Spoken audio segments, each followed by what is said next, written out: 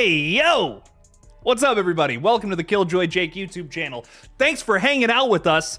We're talking a little bit about Scream 8, Friday the 13th, Scary Movie 6, a whole bunch of stuff. The Mummy 4, A Quiet Place, Undertone, the trilogy, Obsession. Did I say Friday the 13th? Because there's a lot of Friday the 13th news. Wow. A lot of exciting stuff to get into tonight. We're doing a little horror news stream. We're going to be talking horror all night long. It's going to be fun. Guys, if you're hanging out with us for the first time, please like this stream, subscribe. If you're watching this on replay, do all those things too, because it would help out the page quite a bit. And most importantly, maybe more than anything, make sure to check out our little rewatch series that we're doing right now. Episode 2 of Dexter drops tomorrow. You know, a show that premiered in 2006. I'm finally watching it now, 20 years later. And I'm enjoying the hell out of it. Watch some more episodes today. Wow. I mean, what a show. Seriously, I'm blown away more and more with each episode. So please check those things out if you want to see them early, become a member. And starting with episode 3, which drops later on this week, we will have you're going to see unedited versions of me watching the full Dexter episode over on the Patreon specifically. So if that's something you're interested in, go check that out. It's pretty cool. The link is in the description below. So that'll be up soon. I say that with a big question mark at the end because I don't know when it's going to be done, but I just started the edit today for episode 3, so that should be out soon, more sooner than later. All right, enough self-promoting. It's time to talk horror, baby. I love it. But what is up, everybody? How we doing? Who we got out there in the chat? We got Paula Fitzhenry saying hi. What's up, Paula? Welcome in, welcome in. We got John saying hello, waiting. 18 minutes. John was counting down every single minute until we were live. That's how excited John is. What's up, John? How we doing? Is that Huggy Wuggy as your profile picture? I love it. What's up, my friend? How are you? How are you? Ghost in the Dark Kills is saying, what's up, Jake? Hope you're doing well. I really enjoyed watching Undertone last night. And you watched the first the 1990s miniseries. Very nice. I gotten to take care of some things and cook dinner. Just wanted to stop by and see ya. I appreciate you coming by. What's up? What's up? Welcome in. I really enjoyed Undertone as well. I see you asking about it. Yeah, I had a really good time with it personally. I think I was the only one in the theater that really loved it amongst my group of friends, but I enjoyed it. I thought it was really scary. It had some really nice jumps and not really jump scares. That's not necessarily how I want to say it. It's one of those movies that you go into thinking there's going to be a lot of jump scares, but a lot of the horror really is the audio and just making you think something is in the corner watching this character do all this crazy shit. And I just feel like the movie is terrifying in those regards. I really loved it. It's a really subtle horror flick that isn't going to be for everybody. The teenagers behind us, when the movie ended, you know, directed by Ian Tewison, that comes up right at the end. The teenagers behind us loudly exclaimed, "That's it? It's over?" So mad, so angry. And I was like, that was how I knew I liked the film. that was my like, oh, okay, yeah, I did like this. I was unsure. It does feel a little underwhelming, I'll admit. I think I did leave the theater maybe wanting a little more from it, but overall, it was terrifying. I mean, it got the job done. It got under my skin, and that's all I can really ask for with a good horror film. So I left the theater pretty happy with a few little critiques here and there. Little things, really, but not too much. Overall, really enjoyed it. For a movie that was made for $500,000, that's pretty impressive, dude. So I'll take it. I'm a happy camper. We got DJ Plays Favorites out there. Hello, one and all. Hello. What's up? What's up? I hope that I'm your favorite. I hope at least. I got my toes crossed. You can't see it though, and I ain't putting it on screen, okay? I'm probably already on Feed Finder, sadly. Erica Stabs for Likes is saying, hey, what's up? Welcome in, Erica. Thanks for being with us. We got McDucky out there. Erica and McDucky are channel members, by the way. That's pretty damn cool. Thanks for supporting the page. We also got Josh Petrino out there, who I will never not give a big shout out and warm welcome to. What's up, Josh? How we doing? For those who don't know, Josh is the VFX artist behind Terrifiers 2, 3, and countless other projects. I just put a video out today talking about Stream, a movie from 2024 directed by Michael Levy that Josh worked on a little bit. He did some of the VFX in there, so I gave him a little shout out in the video because I thought that was cool. But yeah, if you haven't seen the stream video I posted today too, did an interview with director Michael Levy in there, talking a little bit about the upcoming sequel. Lots of fun stuff has come to the page recently, a lot of different things. I don't just talk about Scream, I swear. I do talk about other things too, and it's been really fun getting into some weird and other stuff the last couple of weeks. So I'm especially excited for this new Dexter series. So again, check that out. It's great stuff. DJ Plays Favorites is saying great Dexter reaction. The episode 3 one is my favorite one so far. So really hope you enjoy it. Really hope you enjoy it. It's a lot of fun. Deep Red Mikey, what's up, Mikey? How we doing? Thanks for being a member. Howdy, howdy. What's up? What's up? Welcome in. Did I miss somebody? I see someone saying hello to Tiffany. Did I miss Tiffany? Is Tiffany with us? What's up? You know, I know why I'm missing it, because I have top chat and not all chat. There we go. What's up, everybody? I see all your pretty faces now. What up, what up? Good shit. Let's scare Tiffany to death. There we are. Hey, everyone. Can't believe I made it in time. Yay, me. Just making some...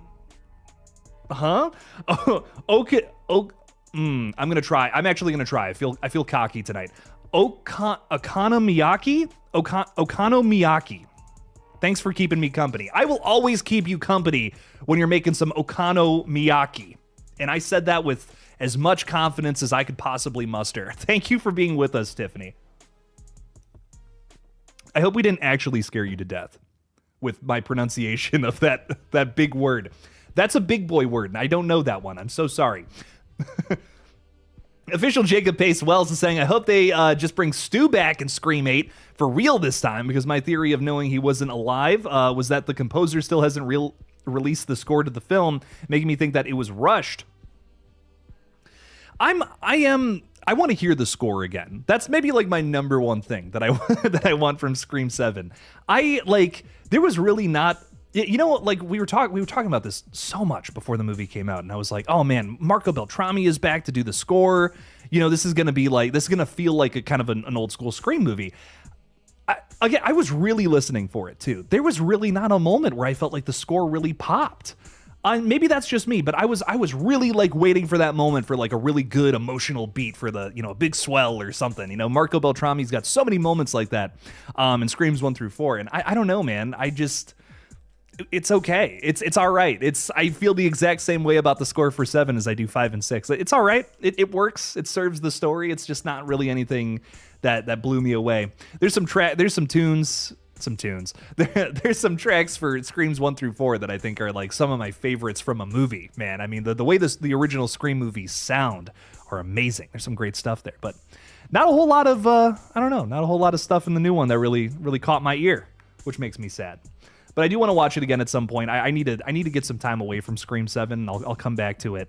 I want to watch it at home now with no other outside influences, just lined up, focused on the screen, see what it's all about.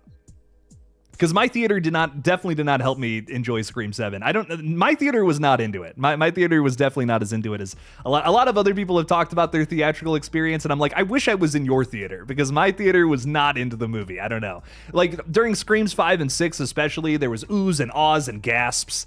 None of that during Scream 7, and it bummed me out a little bit. I was like, man, there's more excitement over that Scary Movie 6 trailer than there was the actual movie. Like, that, people clapped during the Scary Movie 6 trailer when it wrapped up right before the film, which was like the biggest reaction of the night.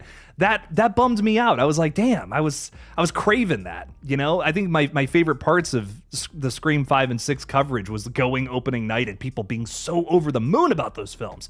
I mean, it was great. It was electric. It was again, however you feel about those films, it's whatever, but the crowd for both of those movies, for me at least, were just, it was amazing. It was awesome. And I just got to see a clip from Ready or Not 2, which, by the way, we got to talk a little bit about, because we got some new stuff. We got a whole bunch of clips from it this week. Some interesting updates on the radio silence, guys, that we got to get into. But man, I'm really excited for Ready or Not 2. I cannot wait. There's an 8-minute clip that they've released of the film, and it's just this, like, an entire scene from the movie. And I won't spoil it for you if you haven't seen it, and maybe you don't want to see it. But it does have me very excited to see the film. Wow. It's a really good scene. It showcases what this movie is going to be all about. All I'll say is it's a kill. And there's a lot of people in this movie. I think we all know that's going to happen. But I think it's interesting that specifically what's great about the clip is it showcases all the different character dynamics, from, you know, Grace and her sister to some of the people trying to come after her and kill her. There's a lot of things being put on display there that I think is great. What's up, Titus? Yeah, and Madison is really excited to see Titus, played by Sean Hannity. She just broke into the room, busted in like the Kool-Aid man, getting all excited to promote his product. And and she's excited for Sean Hannity. So we've been watching a lot of The Pit, and if you don't know, Sean Hannity is one of the hot, sexy nurses on. Nurses. Oh no, he's a doctor. You're right. Yeah, he's an attending. Whoa, he's like he's up there kind of doctor. Robbie, but for the night shift. He's a Robbie, but we're big fans of The Pit in here. Thank you for the burp, Madison. I appreciate it. But yes, so we're excited for Sean Hannity. We're excited for Sarah Michelle Gellar. I'm probably the most excited for David Cronenberg. Can I be so honest? He never acts. This is crazy. It's going to be fun. Cannot wait for it. Big excitement there. And Radio Silence is also talking a little bit about The Mummy 4, which I real quick want to direct our attention to. Because, man, this was a really exciting read. I don't know if you guys saw this or not, but Mummy 4, directors confirm plans to emphasize practical effects over CG. Now, this is especially a big deal when it comes to the Mummy franchise, because if you've seen The Mummy Returns, you know that it's notorious for not having some great visual effects. And I think for me, I love the mix. I love the mix of VFX and practical put together. I think that typically results in some of the best stuff out there. Josh is hanging out with us from Terrifier, who, Josh, you know, appreciate you a ton, Josh. You don't get the credit you deserve for some of the visual effects when it comes to the Terrifier movies. It's all about the practicals. People love to hear practical effects. But truthfully, it's kind of the mix of both that make things really work. And the way that they're talking about it, Tyler Gillette and Matt Bettinelli open, sounds like that's going to be the case for Mummy 4. So to me, that tells me they're already figuring out some of the things about the original series that was Look, I mean, they even have it in the article. The Mummy Returns in particular has been criticized for its VFX, notably of the villainous Scorpion King, played by The Rock, of course. So this is especially great news to hear, writes Megan Navarro. And I couldn't agree more. Truthfully, a really fun update from this past week, if you guys haven't seen that. I'm so excited for Mummy 4. That's going to be their follow-up after Ready or Not 2, which should be coming out in a couple of years here. Don't know, I can't remember if we know if it's going into production sometime soon or not, but I am very excited for it. So bring it the fuck on, baby. Anyways, we do have some more folks to say hi to. We're going to get to some more news articles just like that, but I do want to say hi to some of the wonderful folks who are hanging with us. We also got Jason Carpenter saying, "What's up, Jake? Just made it in. Still playing Resident Evil Requiem on my second run." Nice, dude. Second run. That's crazy. Well, enjoy. I still haven't finished up my first run, so don't spoil nothing for me. I have not been able to play it recently, but I am going to get back to it very soon. I hope you're enjoying it though. And Jason, thanks for hanging out with us. I respect you a great deal, and I'm glad that you're hanging with us. Anyways, thanks for being a member. The Alpha Warlock is also saying, "Hey Jake, I think I've asked before. You don't know, but don't know if you caught it. Have you ever watched the Slasher series on Netflix/Shudder?" Asks, I don't know if I said your name or not. Alpha Warlock. Thank you for being a channel member. Great question too. So Slasher, I have a weird story with this one. I've only ever seen a single season of the show, season 2. And I randomly, I heard it was kind of an anthology series, so I decided, why the heck not? Let's see what this is all about. And I hopped in there, watched season 2. I thought it had some good kills. I thought it had some cool moments, but there was a lot of times where I'm watching it and I'm just like, it felt a little sloppy or rushed or something I wasn't crazy about. The ending of season 2 especially made me a little like, why? But I have not, it's been years and years and years since I've seen it. It was on Netflix back in, I think during the pandemic is when I watched that. It was either the pandemic or a year after. It was early 2020s when I watched it. So I have not had fresh eyes on it ever since. To my knowledge, there's at least 3 seasons. I don't know if there might be more than that. I couldn't tell you. But I wasn't over the moon about season 2. But maybe I picked not the best season because I randomly just decided this is an anthology show. Let's just watch a season. Let's see what happens. So I was in the middle on it, and kind of is how I felt about it. I was like, this is okay. Had some cool moments, some good kills. The one thing that I really remember about that show is that one dude gets frostbite all over his hands and he's screaming in pain. And that was freaky. That was really cool. So that really got under my skin a little bit. I do remember that quite a bit. But great question, my friend. I feel like that doesn't get brought up a ton. So anytime we can talk about some weird shit like that, some weird pulls, I like to bring it up. Tiffany is saying that that weird word from earlier is Japanese cabbage pancakes. Okay. Oh, I'm into that. I'll try anything once. You know, you can't say that everywhere you go. You got to be careful where you throw that phrase out there. But no, I'm kidding. That's great. I love that. I would try those. That sounds good to me. I just love all kinds of weird food. I love it. Bring it on. I'll try anything once. Yeah, I'm gonna say that again confidently on this stream. DJ plays favorites. He signed up for the Patreon. That really means a lot to me. Thank you so much. Being a channel member is fantastic, don't get me wrong, and I really do appreciate all the channel members we have on this page, but Patreon does help out even more. So I greatly appreciate that a bunch. Thank you, thank you, thank you. We'll have a video going through all the Dexter, starting with episode 3 now, just unedited, just the full reaction. So all the little bits you don't get to see in the actual video, that will be over on the Patreon now. I would upload that to YouTube, but it would just get immediately blocked, sadly. Patreon, you could just do that. You can just upload things like that and you'll be good. So if you want to see those, the unedited Dexter reactions, again, starting with episode 3, I wasn't thinking about that for episodes 1 and 2. Do appreciate your guys' input though. We will be starting that later on this week, couple of days. Anyways, we also have, who else is with us? David Graham Smith. What's up? What's up? Welcome in. Welcome in. Thanks for being here. Thanks for hanging. Ilum is also with us. Yo, yo, yo. CB saying hello. Who else is hanging out? I can't pronounce that. Evan Horn, maybe? What's up? Hi. Welcome in. Mumbles the Fireman. Ayo, sup, y'all. What up, what up, what up? Welcome in. Welcome in. Jason Carpenter has been a member for 37 months. That's crazy, dude. Thank you for the support. Jake, can't wait for Ready or Not 2 on Thursday at 4:50. Should be a banger. Did you see Scream 7 again? Question mark. Scream 7 and Halloween 2018 are the highest grossing slashers. No bullshit. Yes. It's a very big news story from this past week. I was going to save it for the end, but you know what? Since you brought it up, let's talk a little bit about it. Yeah, so we talked about this last night on the page.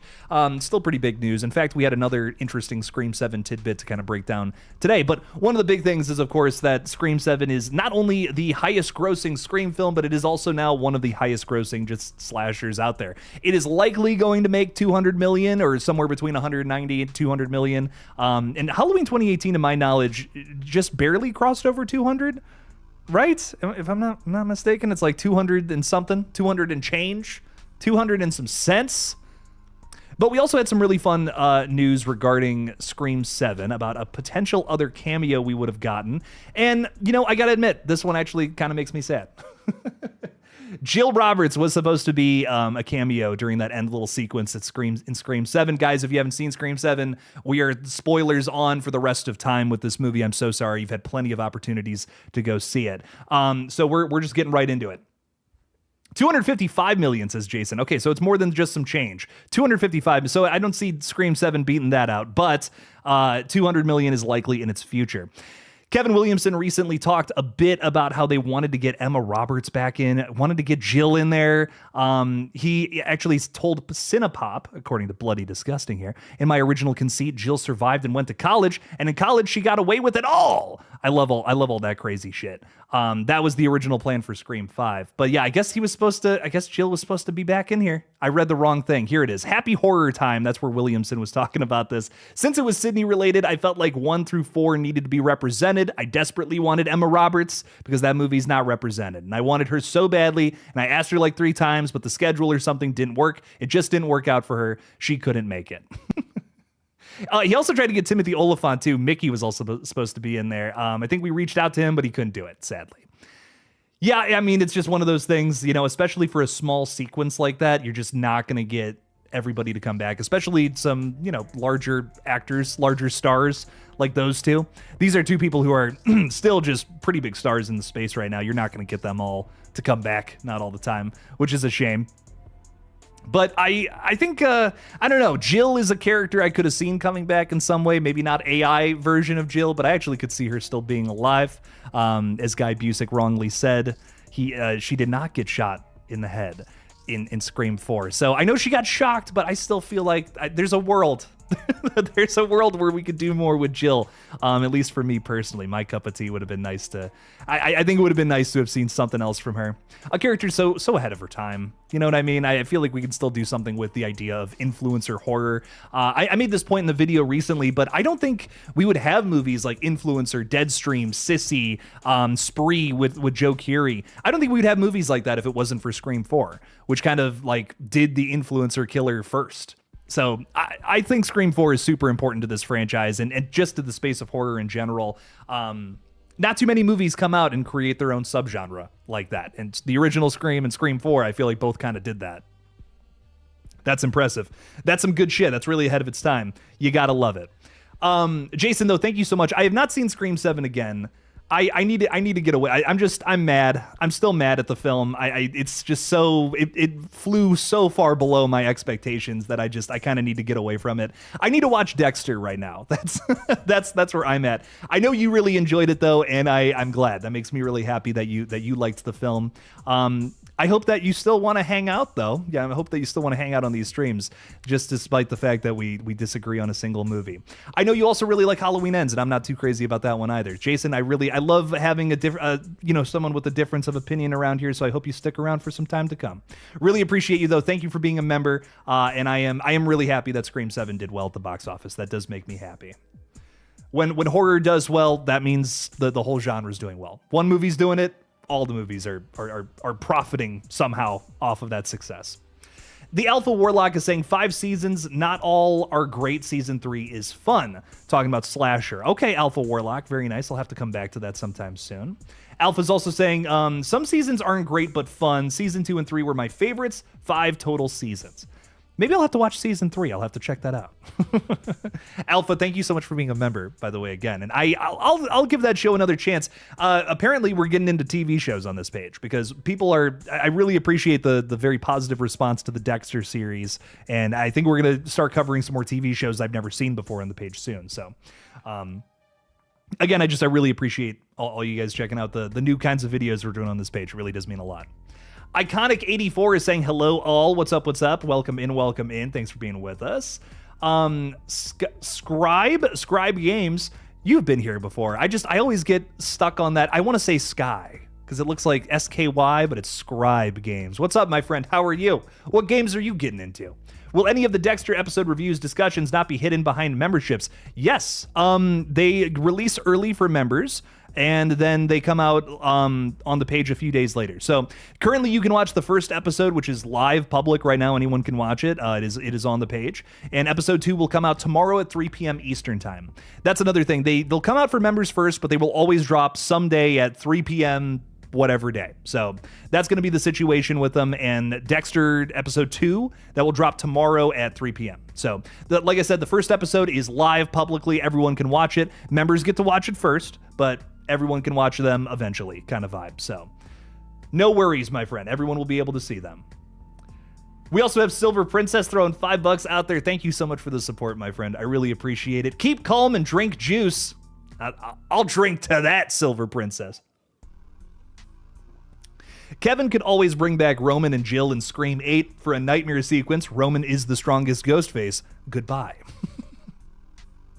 I appreciate that, Silver Princess. Thank you so much. An absolute legend around here, by the way. Yes, you made a great point, and I said this earlier, and I imagine this is what you're referencing, but I really loved what you said about the idea of AI influencing the subconscious of Sidney Prescott, not just constantly getting AI video calls throughout the entire movie. That got a little goofy and redundant at a certain point in the new film.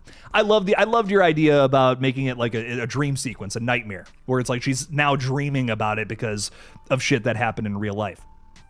You could have done that all with just one little goofy phone call, one little scene, and then the rest of the movie would have just been her mentality thinking, is he still alive? Is he still out there? Are more people still out there? Did I really kill them? Doubting yourself, just so paranoid and traumatized with fear. I love that. I love that idea. I think that would have been way better. Dream sequences, flashback sequences, there's a million ways I think you can bring back dead characters, and they decided to go this route. It is a little frustrating, but there's always chance for some good shit coming up in the future. And personally, I'm liking a lot of the things that Kevin Williamson is saying about Scream 8. So I really hope that they stay true with some of the ideas that they're talking about now. You know, some fresh new people behind the camera making a Scream film. I think that's what this series needs, an injection of just something fresh, something new, whole new perspective. Who else is also with us? McDucky is saying, I still need to watch Ready or Not. Never seen it. Oh, it's good.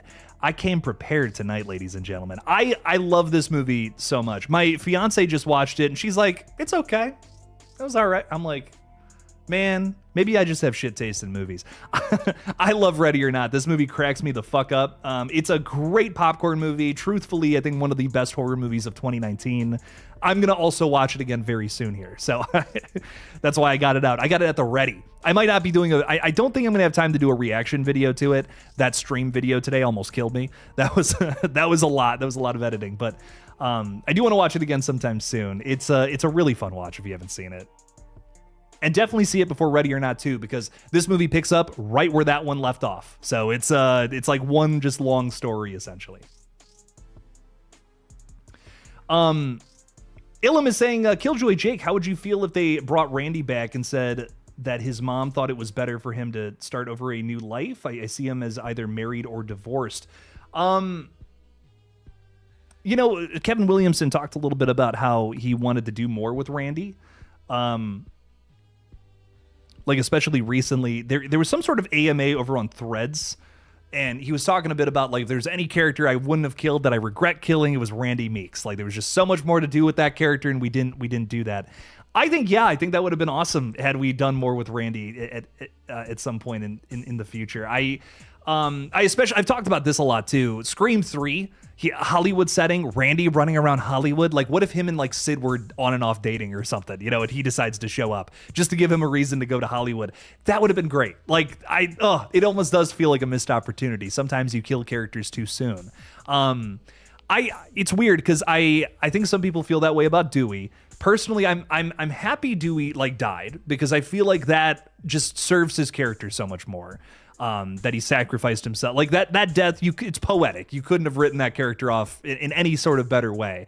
Where, you know, now Gail and Sydney, in my humble opinion, I feel like have just kind of, they're not doing anything with these characters. They're spinning their wheels every time they come back. They're just there for nostalgia. That's it. And that makes me sad. I love that Dewey has the best arc out of any character ever. But I will say Randy, I almost do feel like now in retrospect, maybe got killed off a little too early. I think he would have been great in Hollywood. Maybe even a Hollywood mogul. Maybe he's not dating. Maybe he's not even dating Sid. Maybe he gets over that moving into Scream 3 had he survived. That could have been kind of funny. But yeah, just Randy in Hollywood. I feel like there's so much you could have done with that. And it was nice to still have him in spirit there with the, you know, the videotape with the cameo, but him alive, interacting with those characters, being a part of the madness. Scream 3 is kind of missing something without that element to it in a way. So it would have been nice for sure. But yeah, I 100% would love to see more from that character if possible. Jason Carpenter saying happy St. Patrick's Day. Oh my God, it's St. Patrick's Day. I actually almost forgot until I saw someone post a leprechaun meme the other day. That's why we got the kind of green light going on behind me here. We'll make it even more green. Did it change? There we go. I'm like, it didn't even change. There, okay. Even more green for St. Patty's Day. There we go. Rock and roll. Rock and roll. You guys might have noticed I did a little upgrade on the set. I'm so proud of this thing now. You know, when we first started, if you go back and watch some of the streams from last August when we moved into the apartment, I'm like, the set sucks. I was so mad. I'm like, the set, it's not quite there. I feel like finally the set has come together, and I'm so happy right now. I don't know. I'm happy with the way it looks. It's a little more balanced because we got the table now over here. It's like, it feels like home. It's great. But I'm a happy camper today. I'm in a very, very good mood. What can I say? Zork the Dark One, thank you for the $5. Now that we know, we have some lore on Zork, by the way, because of Monday. We know that you are a Yu-Gi-Oh fan. So very fucking cool shit. Like I said, you know, I'm more of a Pokemon guy, but I respect it. Very cool. Very, very cool. You're saying, thank you for the $5. They could have gone the Saw 5 through 7 route. Listen, you say that and I'm ears perked up.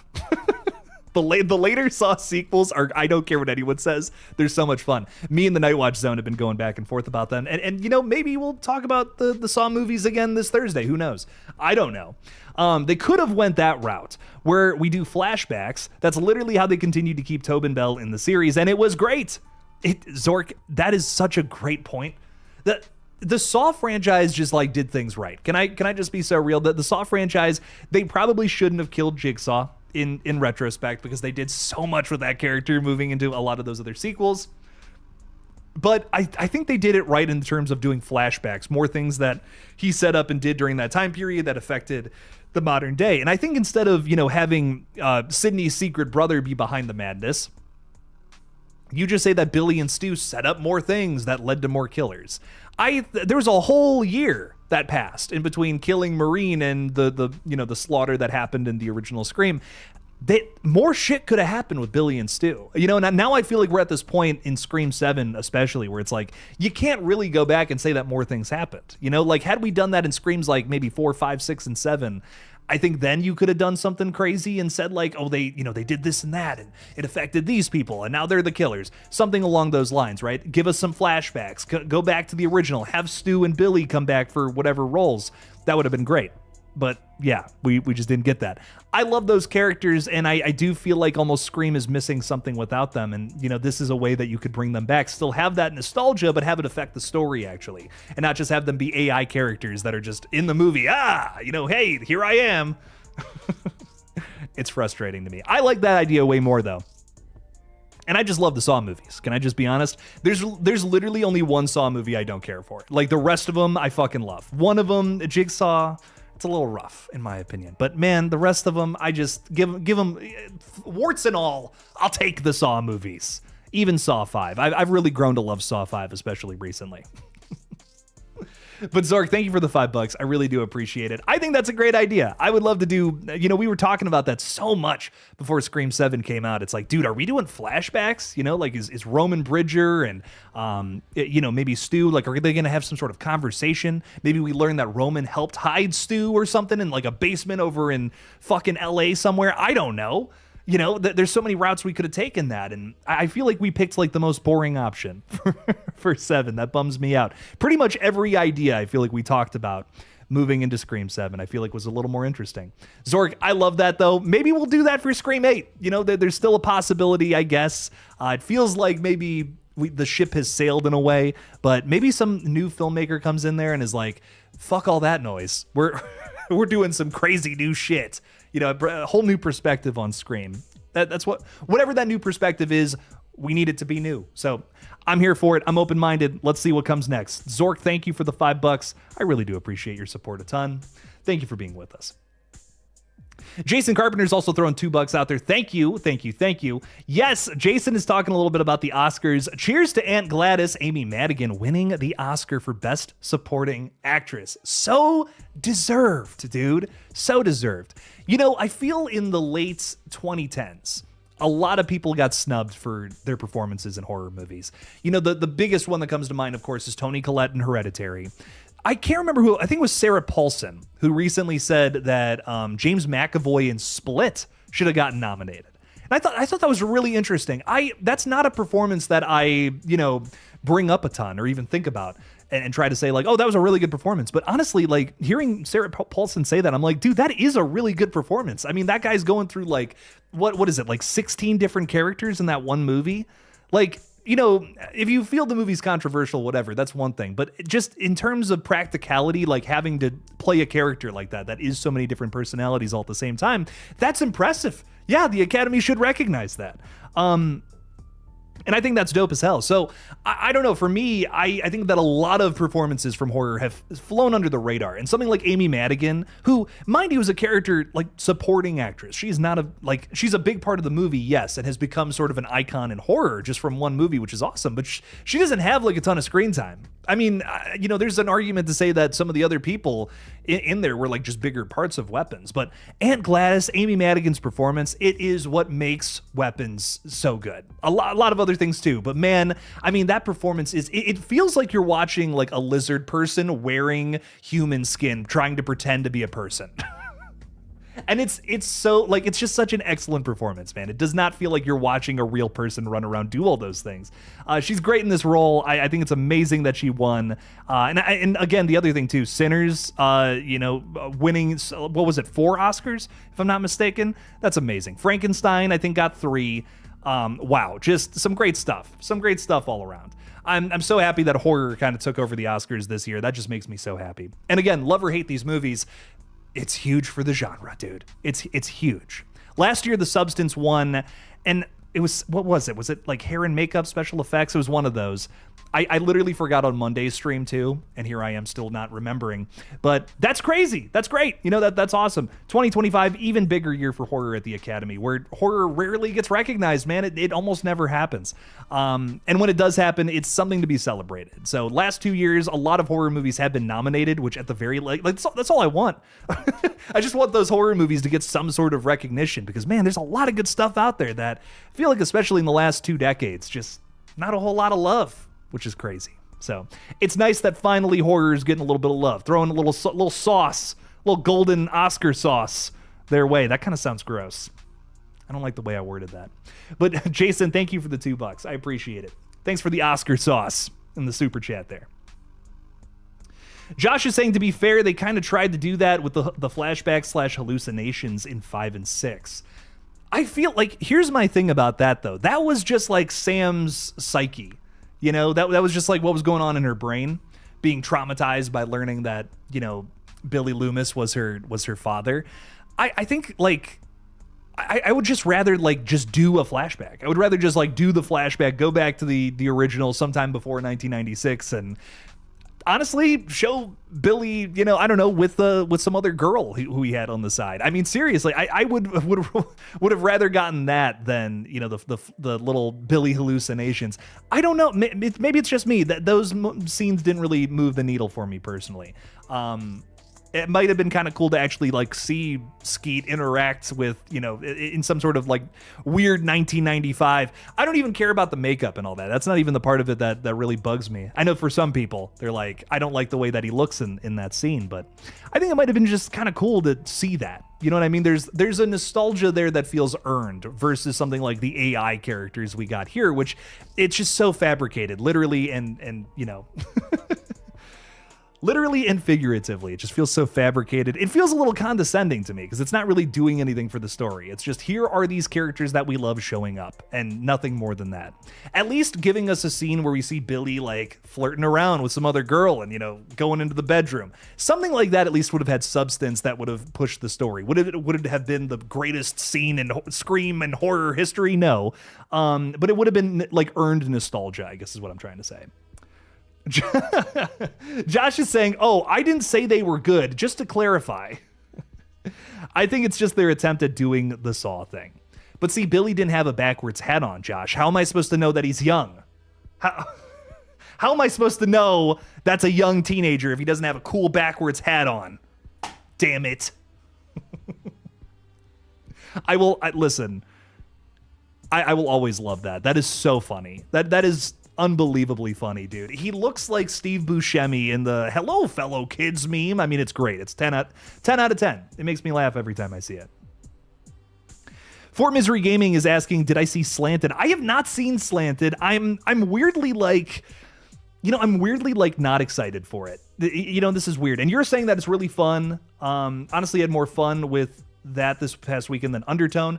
I'm really glad you liked it. I'm just like, I think I'm a little frustrated that Slanted is getting so much attention and Grafted did not from last year. I was kind of blown away. That came out of nowhere for me. That was a random Shudder release from last year called Grafted, and it's the same movie. I mean, it's the same. I haven't seen Slanted, but in terms of concept, they are the same movie. And I was kind of like, man, this almost feels like the American remake of that in a way. And that kind of bums me out. It's like, why is this getting so much attention? But like, no one talked about Grafted last year. So if you haven't seen that movie, I could not recommend it enough. Again, not a 10 out of 10, but it is a really, really fun body horror movie. Probably one of my favorites from the last couple of years. And I just really enjoyed it. It feels like The Substance's like bizarre little cousin. It's a great pairing, I think, with those. Like if you want to do a double feature of, some body horror, the substance in Grafted. That's what I would do. I want to see Slanted though. I want to see what this is all about. I will give it a shot at some point.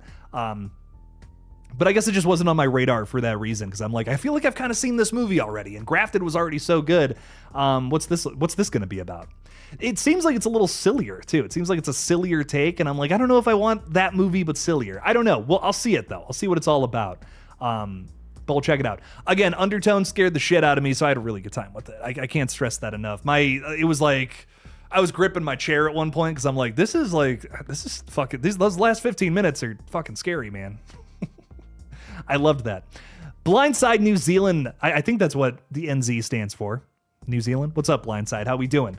I want a Scream prequel. I want to see how Maureen was murdered and how that impacted the town and Sydney, etc. I think we're well past due for that. I wonder if we can even do that. Such a big question I had. Like, I've thought about that so many times. I'm like, could we even do that movie? Like, you'd kind of have to recast Sydney, Stu, Billy. Like, are we, is that going to work out? Like, that's so specific. Who do you get to play Matthew Lillard? Like, young Matthew Lillard again? Like, dude, I don't know. That's all I'm saying. I just feel like it's a tough ask. I would love that story. I cannot stress that enough, but casting that would be a nightmare. I didn't particularly, I was kind of in the middle about this movie in particular. What was it called? Saturday Nights? Yeah, Saturday Night. There's this movie back in 2024, and if you remember it, you do. If you don't, that's okay. Jason Reitman directed it, and it's literally about like the hour before they went live for the first episode of Saturday Night Live. And in my opinion, it's okay. It was cool. Like, as a fan of SNL, I was like, that was kind of sick. Cool. Nice, good movie. I wouldn't watch it again, but it was a good one-time watch as a fan of that show. I grew up with Saturday Night Live. We put it on like every Saturday night, stayed up late to watch it kind of thing. The cast for that movie, that's what was incredible about it. Like, they got people that looked exactly like their counterparts, especially the guy that plays like Chevy Chase. Like, dude, Chevy Chase has such a very specific look. That is a hard person to like cast young Chevy Chase. Somehow they did it, and of course I think they did the hair a specific way and all that. But the dude even captures the guy's mannerisms. It's a very, very, very specific thing to hit on. Whoever did the casting for that movie, get them on that project. Because again, Scream is something I feel like you have to be perfect with those little minute details, the minutia. Anytime I can use that word, I'm going to use it. I love it. Blindside, great thoughts. Maybe we can get that at some point. That would be awesome. Zork the Dark One is coming in with another $5. Really appreciate the support, my friend. Everything like that helps. You're saying that Scream 3 is my favorite because it was like the first movie I watched in theaters when I was 7 years old. I binged 1 and 2 before we went. That's really funny. I have a similar story with 4. I saw 4 like on TV maybe a couple months or so after its release in theaters. It was like late 2011, I want to say, when I saw that on TV. I just thought it was awesome. I was like, dude, Scream 4, this is crazy. Like, it was so brutal. And I went back and I watched the other ones, and being a young dumb little kid, I was just like, oh man, I wish there was more blood. I wish these were more like 4 was so brutal and bloody. That's what I really enjoyed about it when I saw it. But I remember watching Screams 1 through 3 and being like, oh man, I wanted more blood.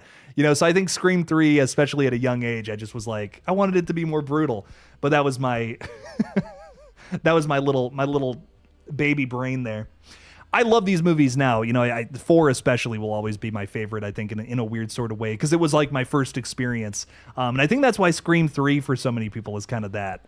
I hear that story a lot about Scream 3. Like, they're like, oh, that one's just my favorite. And I feel like that's probably the majority of people's first exposure to it. Scream 3 is like the closest you're going to get to like a Scooby-Doo movie in this franchise. It's like you can kind of show that to someone who's maybe 12, 13 years old, and they're not going to have nightmares, right? Like, I can totally see, or 7 years old, I should say in this case.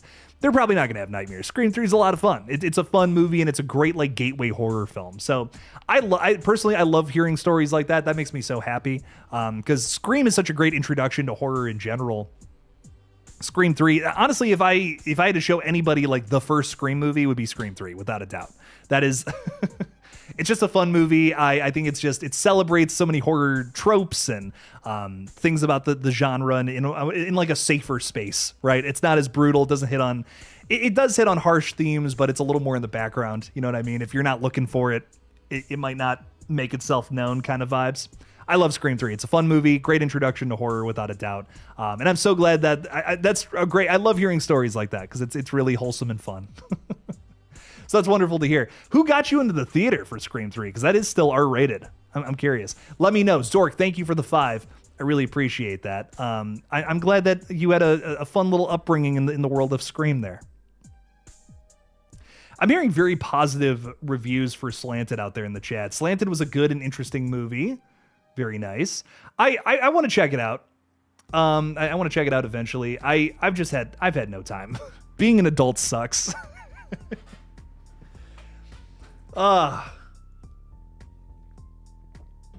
Anyways, what else is going on out there? Josh Petrino is saying Scream 8, we need to get morbidly obese Ghostface or we riot. I want everyone represented in Scream 8, damn it. Every single kind of person we can have in there. It's so funny. I have been editing a new version of Red Right Hand recently, and I kind of made I made a soft launch announce of this over on my Instagram yesterday. And I edited. There's things that got lost when we were editing, and there was things that were kept in that I was not happy about. So I've been thinking, like, for years I've been thinking about this. For those who don't know, when we were making Red Right Hand, we had an editor come in and mostly tackle the project, and I was kind of just giving notes and mostly just trying to promote the film, get a lot of eyes on it kind of thing. That was my role essentially in the post-production part of it. I think I pieced together like an early cut of it with hope that parts of it would be taken out, whatever, and that's just not what translated to the end product. It was the first movie I ever made. Give me a break. So, when it released, there was things about it that I was just not proud of, but we ran out of time kind of thing. We put the cart before the horse on that one, and again, inexperience. It happens. I'm doing a new edit on Red Right Hand, and I'm so much more happy with it. Like it's the movie I wanted it to be now. And again, it's the first thing I ever made. It's still a little rough around the edges, but I'm so much I cut 15 minutes and I added back in maybe like 3 minutes of footage that I don't think has ever been seen before. And I'm really excited to release that at some point. I have no idea when it's going to come out, but I am really excited to put it out into the world at some point. So if you haven't seen our Scream fan film on this page, I actually had people message me. They're like, I posted a picture of when Jamie bites the head off the rat. I posted a picture of that saying, I'm doing a little thing last night. Someone messaged me and they're like, what is this? Oh, a new film you got cooking. Cool. And I just thought that was funny. If you haven't seen it, I would ask you to wait. Don't watch the cut that's currently up on the page. We'll have a new cut coming out very soon here, likely sometime later this year, and I'm excited for you guys to see it. So it's a really fun little director's cut, if you will, that I feel like is paced better and has some new scenes. So it's gonna be fun. It's gonna be a fun little re-release of sorts. I already have a date in mind of when I want to put it out, and all I'll say is it's an anniversary. That's all I'm gonna say. But anyways, what else do we got going on? Have I seen Whistle yet? That's another one I missed. Yeah, I haven't seen that one either. I'm gonna have to check that out. But Josh, the reason you made me think of Red Right Hand is there's specifically something in there that kind of pertains to what we were talking about. I won't say what, but there's yeah, that's all I'm gonna say. That's all I'm gonna say. There's just there's some interesting stuff that has been placed back into the film that I'm excited for. Mick Ducky is saying, I remember the first time I attempted to watch The Substance. It wasn't a good time, but I tried it again and it was much better. I've heard from a lot of people who say that a lot of people don't like The Substance. It's too much for them, is what I've heard. My fiance especially did not like the film. She's like, I will never watch that again. Please never make me watch that ever again, for the love of God. It's a heavy film. It is a heavy film. It hits on some very heavy themes. And I understand not wanting to sit through that one. Beau is like that movie for me. A movie like that was Beau is Afraid. I'll probably never watch that movie again. I left the theater like completely shaken. Like I was like, that was the worst experience I've ever had watching a movie. I was terrified to see whatever the hell Ari Aster had cooking up next. He never disappoints, though. I mean, Ari Aster goes into filmmaking with the idea of, I hate the people who are going to come and see my movies. So I am going to make the worst thing to ruin their afternoon when they actually come to the theater to see the films I make. And I kind of respect him for that. Can I be honest? I kind of respect that chaotic energy that he brings. I think it's very funny. Beau is Afraid ruined my week. And I'll never watch it again. I respect it from afar, though, is how I feel about it. It's one of those movies that something like that will never be made again. And it's a spectacle. It's just something that is in its own unique genre. And there's nothing else quite like it. And that's not, I don't even know if that's a compliment or not. It's one of those situations, but it's an interesting flick. That was a lot for me. So sometimes, movies can be too much, and that's totally fine. It's all good. But I have a lot of love for the substance, man. I really enjoyed it. Sorry if you already answered this, says Fort Misery Gaming, but how far into Dexter are you? I told you it was mint. It is totally mint. I'm 4 episodes deep now, is what I'll say. I don't want to say too much about it because I do want you guys to watch the reaction videos, but I'm loving it. I really am loving where I'm at in the show. Please, no spoilers. I do not want to. I know nothing about the show opposed to what I've already, outside of what I've seen. So I really don't want to. I don't know I'm still trying to figure out who the ice truck killer is, frankly. I'm still trying to figure out what the hell's going on with that. And I'm really, really excited to learn more. I think this is going to be a great reveal. I've been like in my off time, I've been thinking about it. I'm like, who the hell is it? Don't tell me. None of y'all tell. I'm blocking anyone who spoils Dexter for me. I'm dead serious. But man, I'm in love with the show. I had my friends in from out of town, and I see the super chats. Thank you guys so much for the support. Real quick story. I had my friends in from out of town this past weekend. They live in Colorado, and they were coming to visit family. They slept over. They were hanging out with us. It was great. They had seen Dexter. I didn't even know this. And I was like, oh, I'm watching Dexter on the page. And they're like, dude, you're going to love it. It's so good. I've heard that from countless people now. They're like, it's so good. You're going to love it. It's amazing. I mean, I'm 4 episodes in and I already know it's great. So it's going to be awesome. Cannot wait.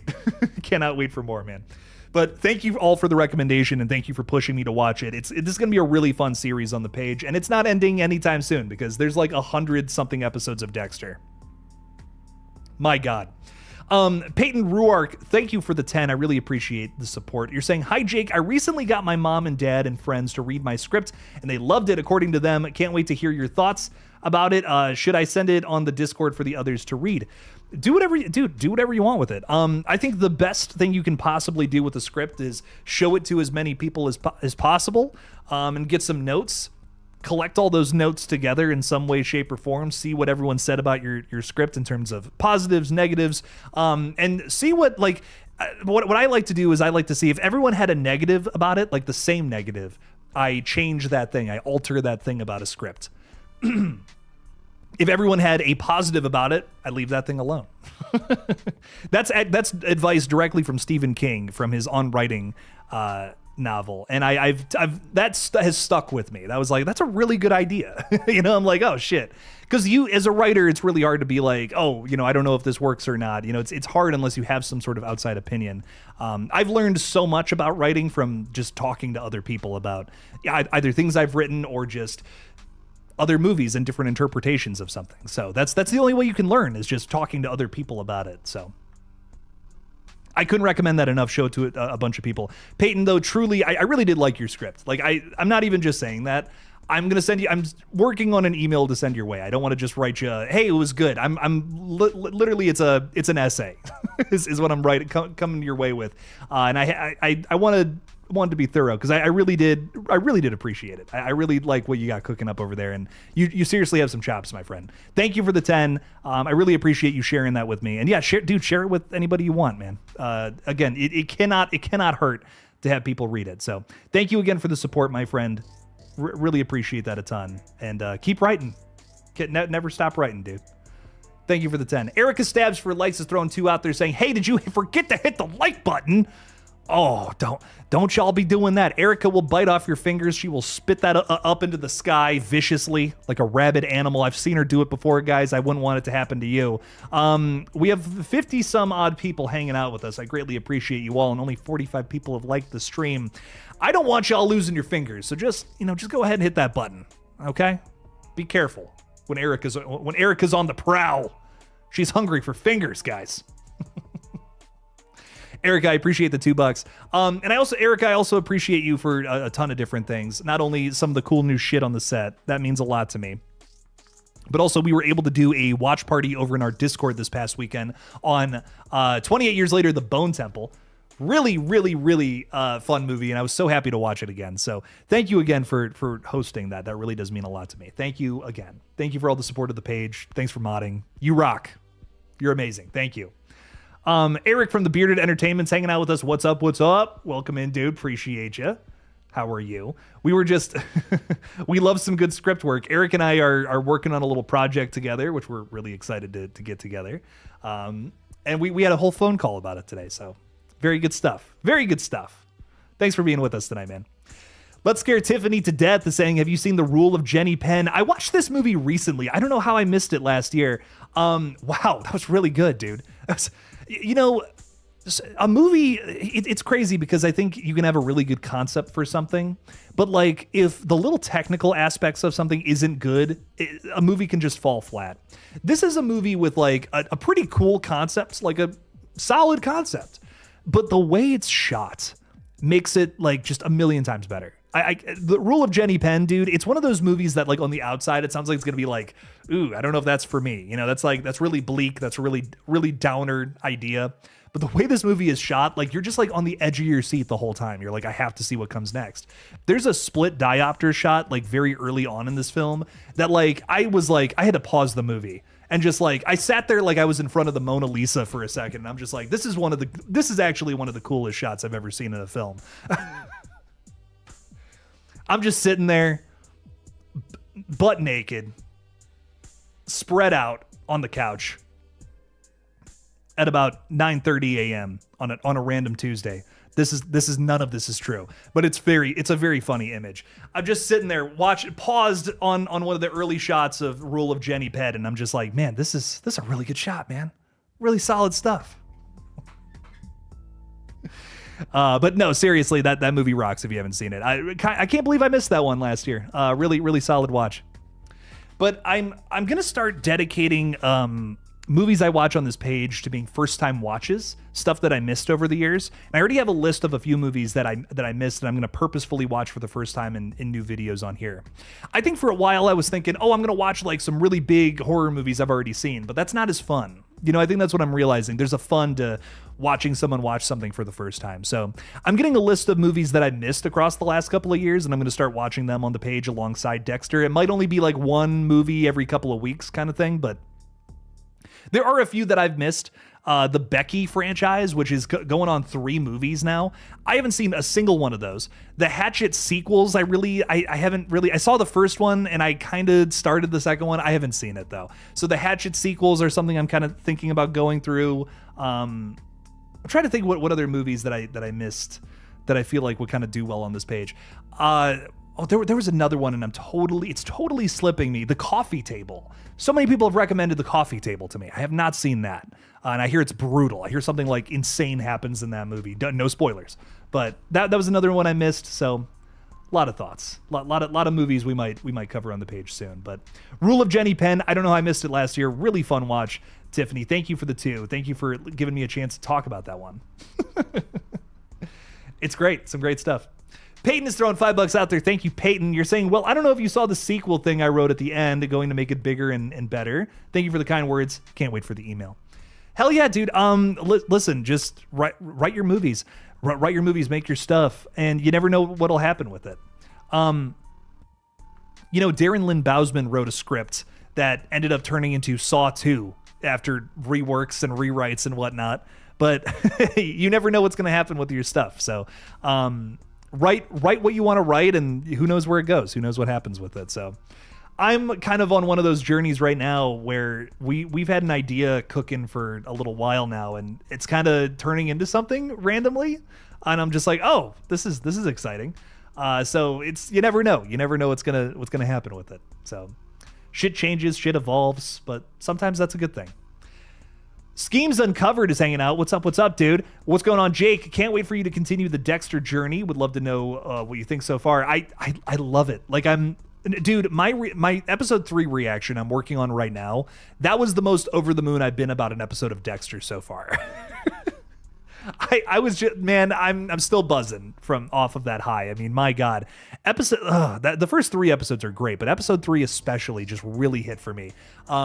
It's the first episode where I feel like we're getting into we're revealing more faces of these characters, more elements to these different people, almost across the board. Like, we see a new side to, of course, Dexter. I feel like every episode's kind of built off of him, but there's a new side to Rita, a new side to Dokes, especially.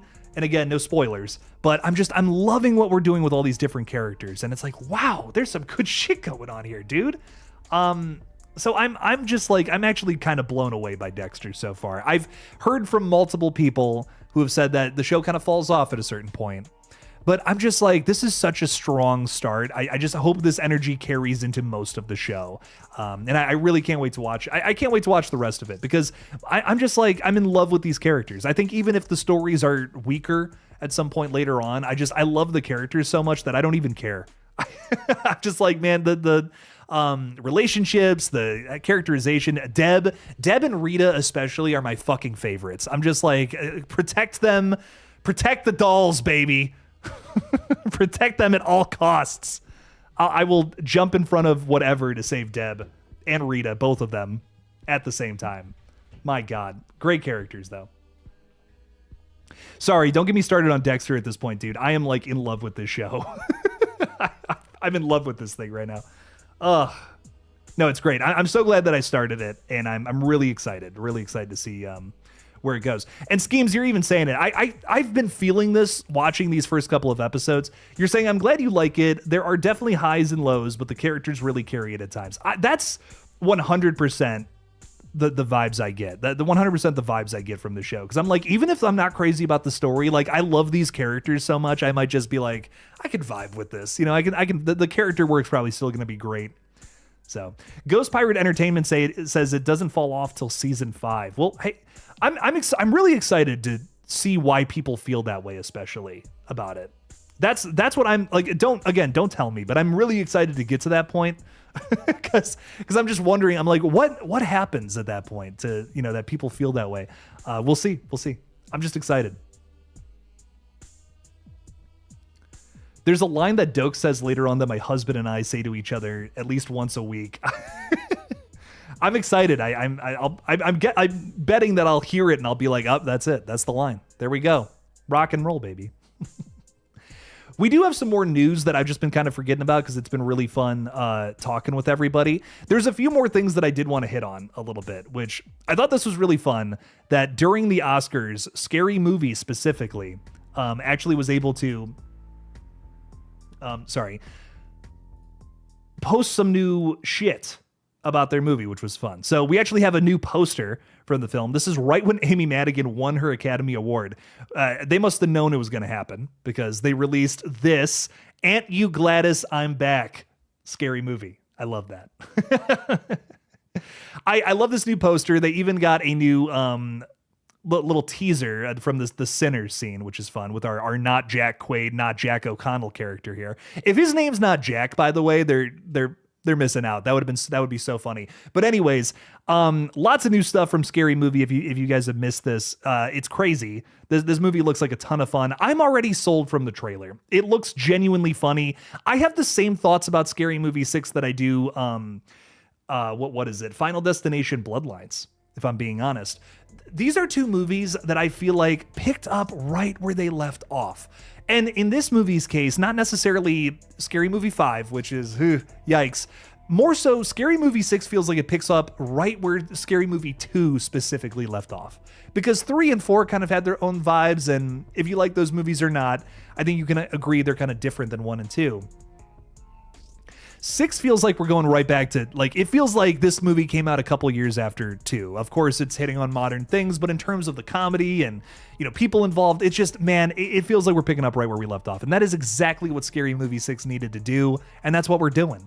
So I'm like hyped. I'm so hyped for Scary Movie 6, man. It's going to be fun.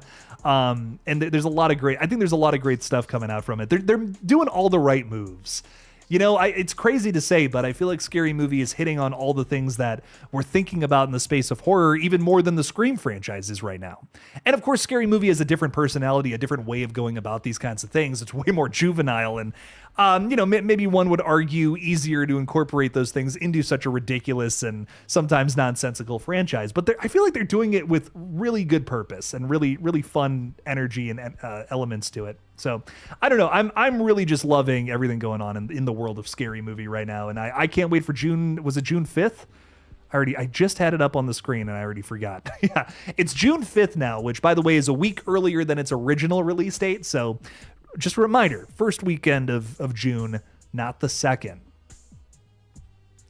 And one other thing that I do want to bring up, because I'm also excited for this one, maybe not as much as some of the other movies we've talked about tonight, but it is something I want to bring up. John Krasinski has recently talked a bit about A Quiet Place Part 3. And we have all these new scripts and kind of casting announcements, which is really exciting. We're seeing Cillian Murphy, Emily Blunt, Millicent Simmons, and Noah Jupe all reprise their roles here in part 3, which is starting to get moving. But we also have some casting announcements with Jack O'Connell from Sinners, Jason Clarke, and Katie O'Brien. These are some big names, dude. Say what you want about the Quiet Place films, but they have an excellent fucking cast. Oh my God. I mean, this one, again, is no different. Now, a big question I have about A Quiet Place Part 3, which again, as you can see from the end of this Bloody Disgusting article, a lot of the plot details are being kept under wraps. There is a big question I have about Part 3, and it's if Eddie Munson is going to be there. Because as you remember, our friend, who didn't necessarily look like he was from the 80s this time around, Joseph Quinn, he survived the end of Quiet Place Day One, which is of course a prequel to the first 2 movies. And we get the idea that somehow he made it to the island that was featured at the end of Part 2. So is this character running around that island? Maybe we didn't meet him in Part 2. Maybe he comes in Part 3. What's up with that? I feel like we got to see this character there. There's no way we don't, after everything that's been set up with him. So where is this character? What's going on? Is he going to be in there? I imagine yes. I imagine absolutely yes, that's going to be the case. So I am really excited to see that. And hopefully some of these theories get confirmed soon.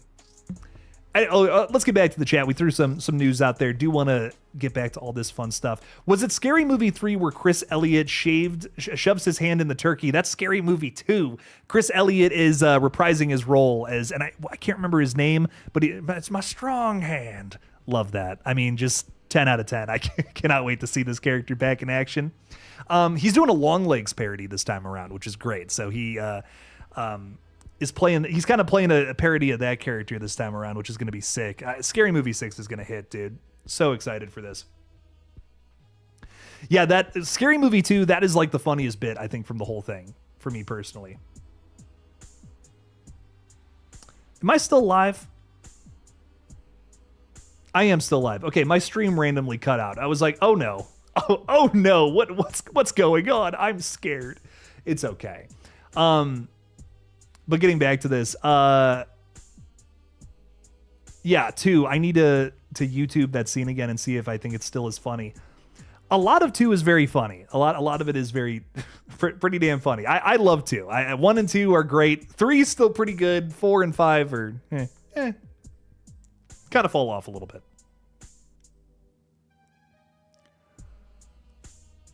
Who else is hanging out with us? This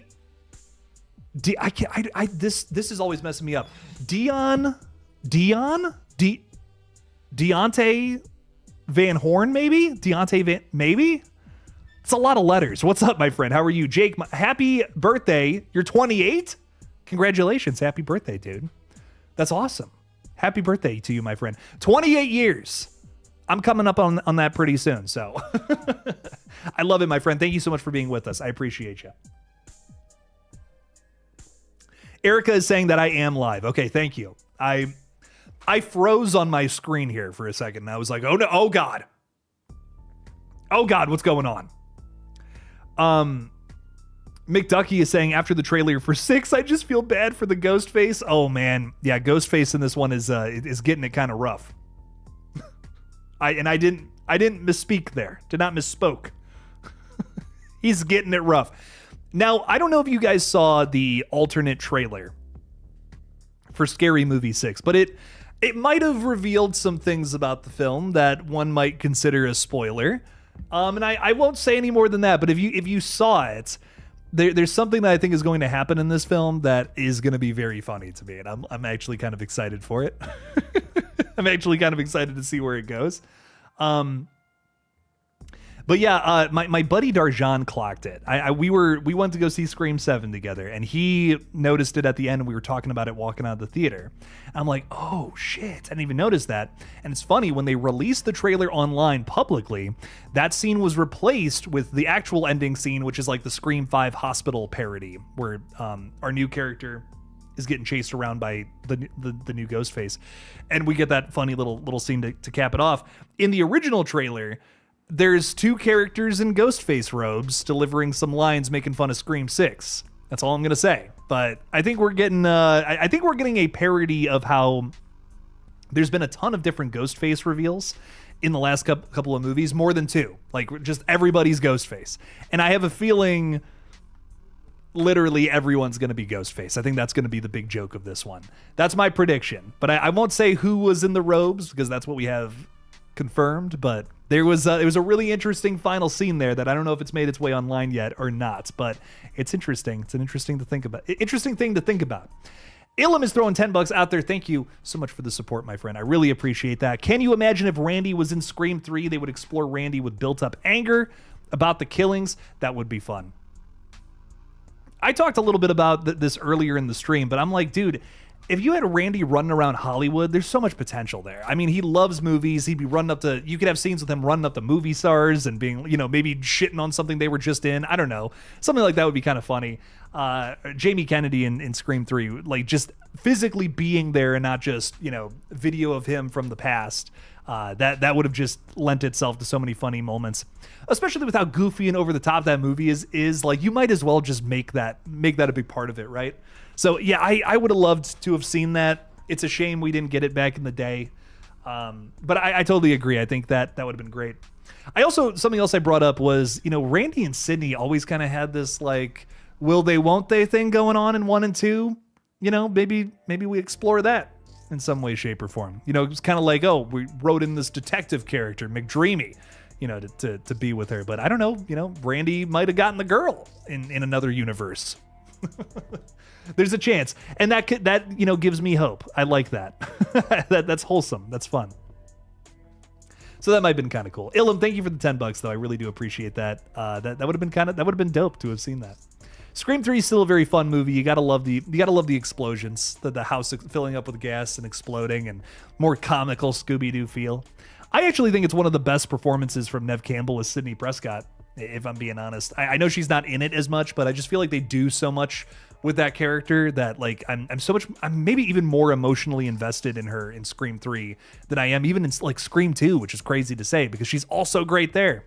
But man, I mean, that original trilogy, I think that's where you get the best of Sidney Prescott, like without a doubt. Those first 3 movies, that's Sidney Prescott prime, one might say. Erica Stabs for likes is saying Hokum looks creepy as fuck with that angry donkey man. I'm loving the way Hokum looks, dude. That looks fucking crazy. This is the new movie from Damian McCarthy. I just rewatched Caveat from him. What a fucking interesting movie, man. Wow. Really good on rewatch, by the way. I'd only ever seen it once before, and man, going back and rewatching that one, it's so fucking scary even the second time. Holcomb's getting some really positive reviews out of South by Southwest, which is great. And speaking of which, Erica, the movie that I'm maybe the most excited for moving into the rest of the year is Obsession from Curry Barker. Now, of course, this is a YouTuber who is turned filmmaker now. He's made some really interesting horror stuff already. Currently on YouTube, you can watch his Milk and Cereal, which is a found footage movie he made for free and uploaded it to YouTube. It's fucking excellent. It's very similar to Creep, but like Creep if it had like more of an LA thing going on and twists and turns throughout. It's really good. If you haven't seen Milk and Cereal, I could not. You got to watch it. It's amazing. I don't want to spoil it for you. Just go into it blind. It's amazing. But now he has Obsession premiering at South by Southwest over in Austin, Texas. And we're hearing some great things about it. One of the things that has me the most excited, though, is that they had to cut 6 or 7 gory head smashes to avoid an NC-17 rating. That's maybe my favorite headline I've ever seen in my life. That's amazing. But that sounds so brutal.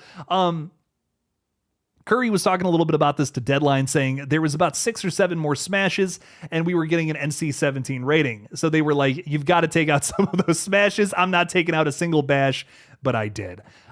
He said that it's still really fucking hardcore. I'd watch from that back in the theater and the way everyone reacted. Whatever the number is now, it's the right number. Which I think is great. Look, man, if you're telling me there's a head smash and then I'm excited, but if you're telling me there's like 6, 7 of them in there, and yeah, I did the thing. I know. I'm excited. That has me hyped up. Are you kidding me? I'm so down for this. Obsession looks like it's going to be great. It is a movie about a guy who wishes that his crush would love him more than anyone in the world. And well, you got to be careful what you wish for. It's one of those movies that I feel like it looks like it's very on the nose with what it's doing, very obvious. But from what we're hearing from some of the reviews coming out of South by Southwest is that you could not predict where this thing goes. And that has me really excited because I feel like there's this like presumption with this movie that it's like, okay, it's going to be, girl turns crazy after this wish alters her personality, starts killing a bunch of people around him. But watching the new trailer especially, I'm like, oh, this is going to some different places. We're doing some different things with this concept, but starting in a familiar place, maybe giving you the sense of where it's going to go and then taking a left turn at some point.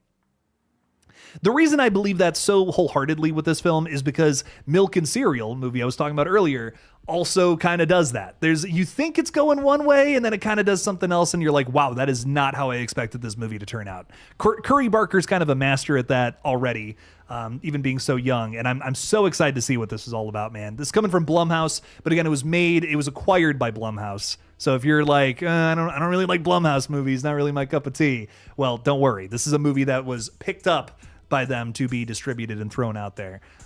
So I got a lot of faith in this one, man. I think it's going to fucking rock. Definitely the movie I'm probably the most excited for moving into the rest of the year. That, like Ready or Not 2, Scary Movie, those are all up there for sure. But man, Obsession, sounds good. Sounds like it's going to be my cup of tea. But anyways, let's get back to this. Erica's saying Obsession looks really scary too, 100%. Hokum and Obsession are definitely up there for me. I'm really excited for both. 2 big May releases too, by the way. When is Obsession coming out again? May 15th, this one's coming out. And if I'm not mistaken, Hokum is it later? I want to say it was later in the month. Ooh, now I want to look this up because I'm not sure. But both of these movies look phenomenal. Definitely something I am looking out for without a doubt. So a lot of good stuff. Here we go. I just found the release date. Oh, May 1st. No, it's the week before. Wow. These movies are basically coming out back to back. So this is May 1st. Obsession is May 15th. So 2 weeks. But wow, that's crazy. We got a lot of good stuff on the horizon, fellas. This is exciting stuff. But yes, I am really excited for it for sure. Gigi's really excited for Hokum this May. Yes, it's going to be great. Magnificent Logo is also hanging out with us, making fun of me for saying 6 or 7. I know. Haha. He did that on purpose. I know he did. He did that because he's like, I know more people are going to talk about this, and now they have to make that joke. He's laughing in a chair somewhere, like an evil-looking chair with like spikes on it. And he's going like that somewhere out in the world. I just know it.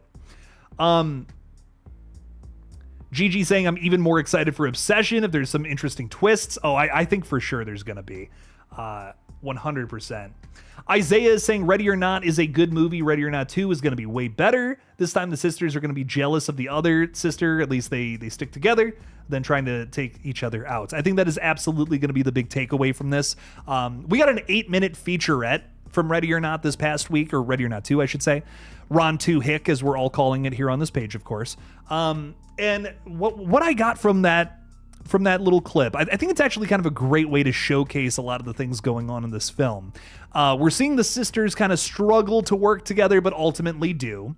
And then we're actually seeing a different couple, some of the bad guys, some of the rich folk, turn on each other towards the end of the clip. And I'm like, ooh, that was a really good showcase of all the shit that we're probably going to see going down in this flick. I'm really excited to see it. I won't spoil. There's a big thing about the clip I won't spoil. We won't talk about, but there's something insane in there. But the character dynamics was something that really intrigued me. I'm like, oh, that looks like it's going to be fun. I mean, it does. Again, obvious has been the big word of the last 15 minutes. I think I know where this movie is going after watching that clip, but it's well written. You know what I mean? I can already see that, like, this is structured very well, and I think I know where it's probably going to head, but I don't mind that. I don't know if that's a criticism or not, but I do feel like a lot of radio silence movies, like, I can kind of see where they're going, but they always deliver, man. I always have a really good time watching them. No complaints on my end. Really fun popcorn flicks, you know? Sometimes there's a comfort in that, like, familiarity of knowing what's going to happen with something. There's a fun comfort energy about that, for me at least. I think Radio Silence hits on that very well. We have Nightmare Files out there hanging out with us too. What's up, Nightmare Files? How we doing? Hey. Let us know what horror film you're the most excited for. Erica is also throwing out the links for the new Dexter video and the new stream video, so make sure to check those out. Some really fun rewatch videos have dropped on the page recently, so give them a watch. I'm really excited. The stream one, that took me 3 weeks to make. Fun fact. I talked a little bit about it at the beginning, but I actually went and watched stream with Michael Levy a couple weeks ago, and all the audio got all fucked up, and I was like pissed. I was trying to fix it for a couple of days, and then I just ended up throwing in the towel, rewatching the movie, and just kind of editing that all together. And then we did an interview. I was able to put that, tack it on to the end. But we talked a little bit about Stream 2, some things that have not been released yet about the film too, which I think is fun, that we actually were able to get into in that video. So please go check it out, especially if you're excited for that. If you're like, Jake, what the hell is Stream? It's the movie from Michael Levy, who of course worked on the Terrifier films. It's kind of like, it's almost like a cousin to the Terrifier series in a way. It's a series, that a slasher franchise that's all about the kills, but in kind of a different way than Terrifier. There's a very dedicated story that is being set up in Stream, and we're fleshing out a very big universe, which I think is really interesting, and I can't wait to see where it goes. So I'm really excited to see more from Stream, and that's why I dedicated so much time to that video, is because I really believe in that franchise. I think it had a really strong start. Michael Levy even talked a little bit about having a faster pace, which, you know, again, I don't want to criticize the movie too much, because I really do appreciate what they were trying to, what they are doing there. But it's a little long, you know. It's like it runs 2 hours, and it's like this probably could have been done in 90 minutes. And I think a faster pace, you know, quicker, tighter script with that concept is certainly going to lend itself to a much stronger sequel, I think. So I'm really excited to see what happens next, but there's a little update in there, which is fun. So give it a watch. Check it out. Leonardo DiCaprio has sent out a single Killjoy Jake membership. I greatly appreciate you for that, Leo. Thank you. Let's go into Daz Field. Welcome. You know, becoming a member, it's really fucking cool, because you get to see the Dexter videos a couple days early, which is great. I should have my part 3 reaction out tomorrow. And what's cool is that the part 2 one releases publicly tomorrow. So a whole bunch of Dexter is happening tomorrow on the page. It's Dexter Wednesday. Would Dex Day, one might even call it. Actually, I think I'll just call it that one time and never again. But big Dexter stuff happening tomorrow. Daz Field, go check out the part 2 a little early. You can watch it literally right now, which is pretty damn cool. Always a fan of Jake. You're too kind, Leo. Thank you. You're saying from 150 to 1. Yeah, Leo is kind of a legend, gifting out like 150 memberships all at once. I couldn't even believe my eyes when that happened. I'm like, am I even reading that right? Felt like I was a Looney Tunes character, you know, like just kind of like whoa. Like I saw Jessica Rabbit for the first time or something. No, that was amazing. Thank you for that again, Leo. That's legendary, is what that is. I really appreciate you a ton, and thank you for helping us pay for our wedding. If I'm just being transparent about it, I really appreciate that a ton, man. For Misery Gaming is saying, I think in stream they could have just started the movie at the hotel and it would have cut the runtime a lot. I do, and I talked about this in my rewatch. I do really appreciate how much, energy they put into establishing the characters, though. I almost feel like, in a way, and I don't mean this as a negative thing by any means, but I feel like, Terrifier, that original movie, it's always they always talk about how there's just not enough story. There's not really, it's just kind of the clown killing people for like 90-ish minutes. And I think Stream was trying to be the opposite of that. I think they were trying to, like, with their first entry, to be so story-filled and so rich with character, and building a bigger universe. That's something that the Terrifier sequels really got into, not so much the first one. And I think Stream was trying so hard to, have really solid characters, flesh out a big universe. And I kind of appreciate it. I kind of appreciate Stream for doing that. So again, I agree. I agree that it is a little long. That's maybe my biggest criticism of it. But outside of that, I think it's a really solid start to a franchise. Like they have laid the groundwork for doing many of these in the future, and it's a really good concept. So I'm really excited for more Stream. Again, I think it's a series just like Terrifier, where I feel like it's only going to get better with age.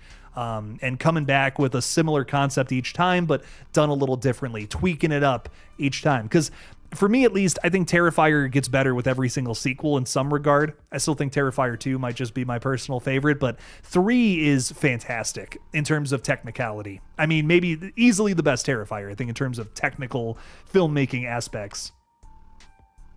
So I'm really excited to see what we get into moving into, Terrifier 4 and Stream 2, which I think in both regards are going to be somehow a step up from what came before. And that to me is always exciting when you see franchises like that from filmmakers who are learning along the way. You're just seeing things get tighter and tighter as things go along. And that's why I have so much respect for these guys, man. They're super kind. I really appreciate them coming on the page. Michael Levy, this is like his second or third time coming on the page, which was really fucking cool. He doesn't have to do that, but they care about the fans, man. And that really means a great deal to me. So unfortunately, where I live in the UK, I mostly only get bigger movies in the cinemas, so I'm lacking on a lot of films. I know that Stream is on Amazon now, so you can actually go get it over there if you want to watch it. Michael talked a little bit about it at the end of our video that posted today. So if that's something you're interested in checking out, or if you can't get it where you're at, you can. I mean, I don't recommend this. I recommend watching the movie, forming your own opinion, but you can just watch the video I made on it today, and then kind of get excited for the sequel kind of vibes, right? But I would recommend going out and watching it, though. It really is worth your time, especially slasher fans especially, I think should watch Stream. I didn't even mention this. There is so many B-movie actors in that movie, dude. Like, I mean, name somebody from like the 80s or the 90s, they're in it. So someone who's in big B movies kind of energy. You got Dee Wallace, you got Bill Moseley, Tony Todd, Danielle Harris is the mom. Trying to think who else is in this movie. Felissa Rose, Daniel Roebuck, Terry Alexander, Tim Curry is in this movie briefly, which is awesome. A lot of people in there. So it's a very fun watch if you haven't checked it out. So I can't recommend it enough. A lot of fun. I love Stream as it is, Jake. Honestly, I had a great time and love the actors for the protagonist. Too, I just hope that Stream 2 lets us use the loyalty program. I like that. That's funny. No, I love Stream. I really do.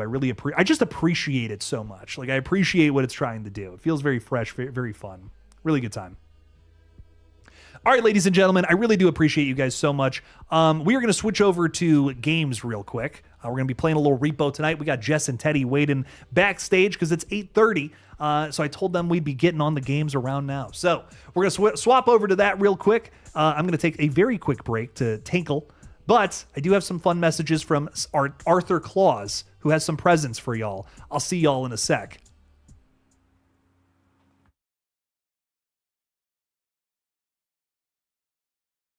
Corey? I wonder what I got. Corey!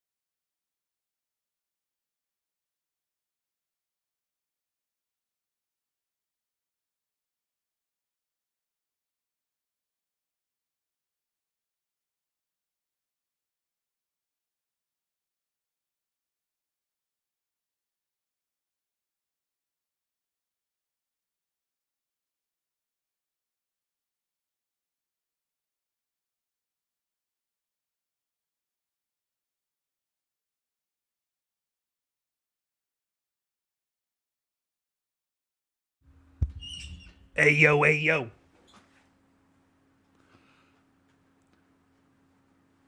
Boots and kids, boots and kids.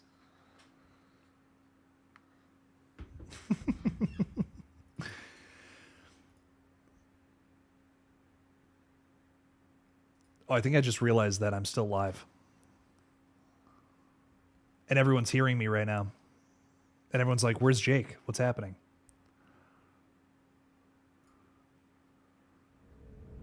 I'm here. What's up, everybody? Welcome in, welcome in. We, believe it or not, we are playing Repo tonight. I just don't have it on screen yet. Eric is like, I can hear you guys, but I can't see it. I'm scared. What's going on? I'm just beatboxing. Live on stream. How are you, Jess and Teddy? Tired. Not too tired to play some Repo, though, right? No, my kids are off for spring break though, so I'm tired.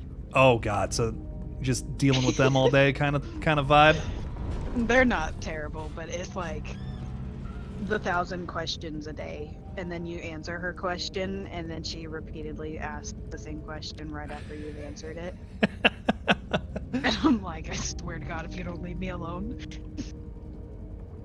I'ma lose it. No, I am.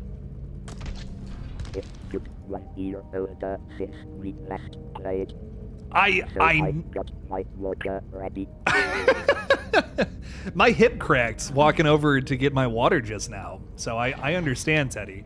My God, it's been a minute. I will say I'm excited to play some Repo.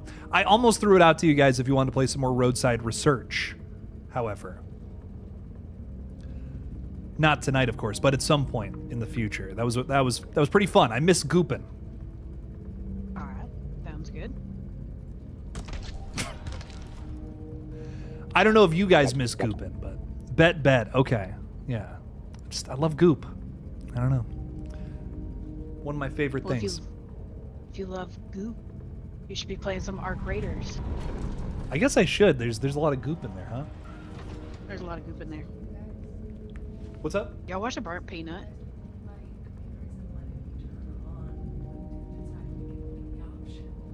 Yeah, where's Patted, by the way? Madison's having some problems with her stuff. You know, that doesn't surprise me. As per usual. My desk this week. Yeah. Start a GoFundMe for a desktop. Yeah, we're gonna quickly start a GoFundMe so that I ordered I can buy a PC. yeah, so Madison can get a PC and play with us. Hey, are you not gonna play, or are you gonna try to still join in? I'm gonna try, but if it's gonna have Windows on case. So go ahead and start. Okay.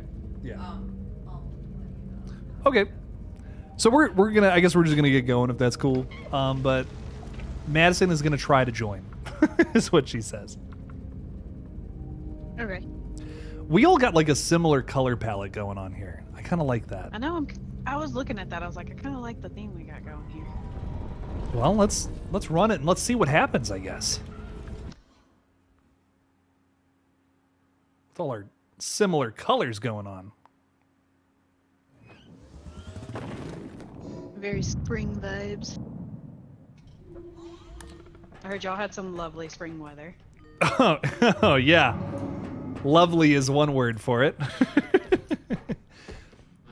It was 70 almost, and now it's snowing. What the hell happened? Yeah, we were at 80, and then we had freezing temps last night. Crazy. Which, I mean, we don't have snow, but still, for us, that's kind of wild.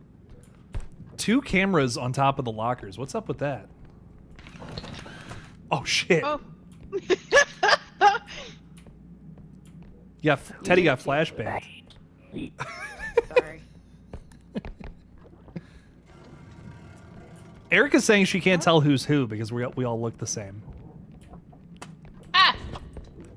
There we go. Okay. Here, I'll do this with my face. I'll look really scared. I feel like it's so zoomed in. Is it just me? Zoomed in? Yeah. Oh, I don't know. I think this is how he... Perhaps this is how it usually looks. I don't know. Maybe it's been a minute. It has. It's been a while. It's been a while since we played this. You want to just take this to the extract? Not when there's a calculator worth $1,100 over here. That's them sign.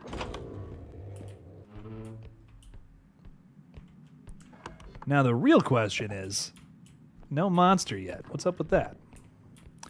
Where's that thing gonna be? The weather is being bipolar, says Erica. It's even cold down in Florida? Man, that sucks. It's like why I want to... Remember those? Remember what? Those scientific calculators that we just had to have in school that costed like $200. Oh my god, yes. I still have it because it costs so much money. I know. I refused for the longest time to get rid of mine because of how expensive that shit was. I don't think I have anything from school anymore. Like, I can't tell you one thing that I have from that time period, but the calculator 100% is still bouncing around somewhere.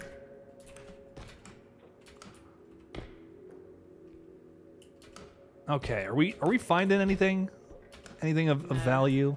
You would think this room of all rooms should have something. You played baseball with us? Oh no. We got a little duck. He's friendly. No, I just saw the door open and it scared me. Just give him a little pet. Oh shit.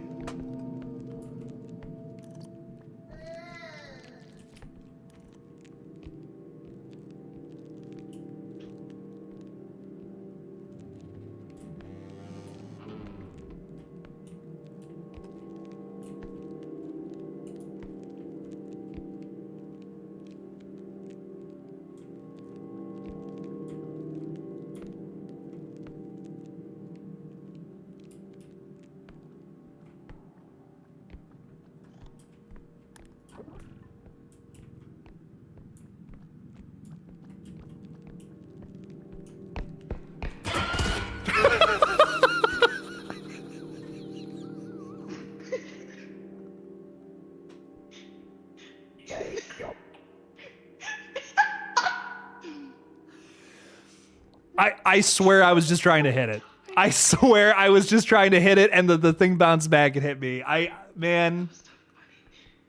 Oh, it's a rough start. That is not a good outing for Killjoy Jake here. 55 in Florida and it's windy, which makes it worse. It's like 30 something here, which is not fun.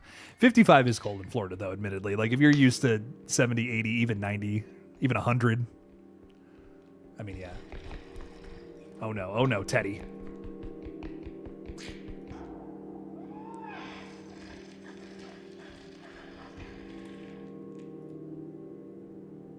Teddy's just hanging with the duck right now. I love that.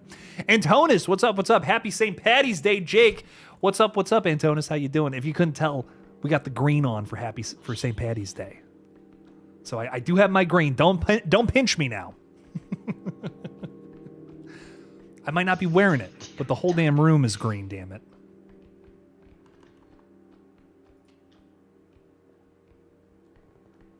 But thanks for being with us, dog. Love your Phantasm profile picture. I think that's what that is. Very nice, very nice. Wow. Damn, Teddy.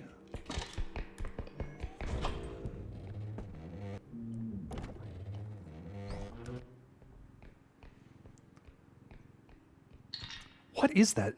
Oh, that's it's a weight. Or a scale, not a weight. The thing that measures weight. That thing. That's what that thing is. Little bonsai tree, too. Gotta love that.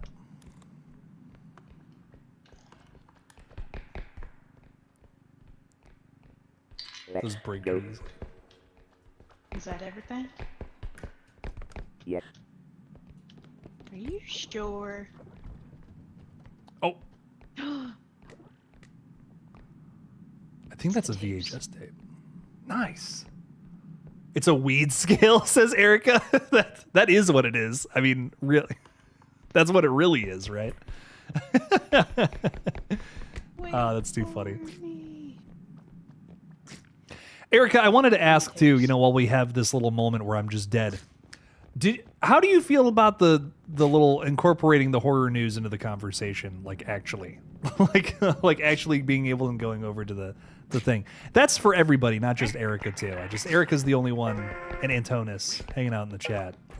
So I'm curious how you guys think about that. Boom. Goated. Let me know your thoughts. Y'all should totally play this blazed. Well, whoever smokes, anyways. I mean, it's better blazed. Let's just say that. Oh no, Teddy. Oh no, Teddy. He didn't get back far enough. Oh God. Oh, I'm scared. Send it. I can't. I'm too scared.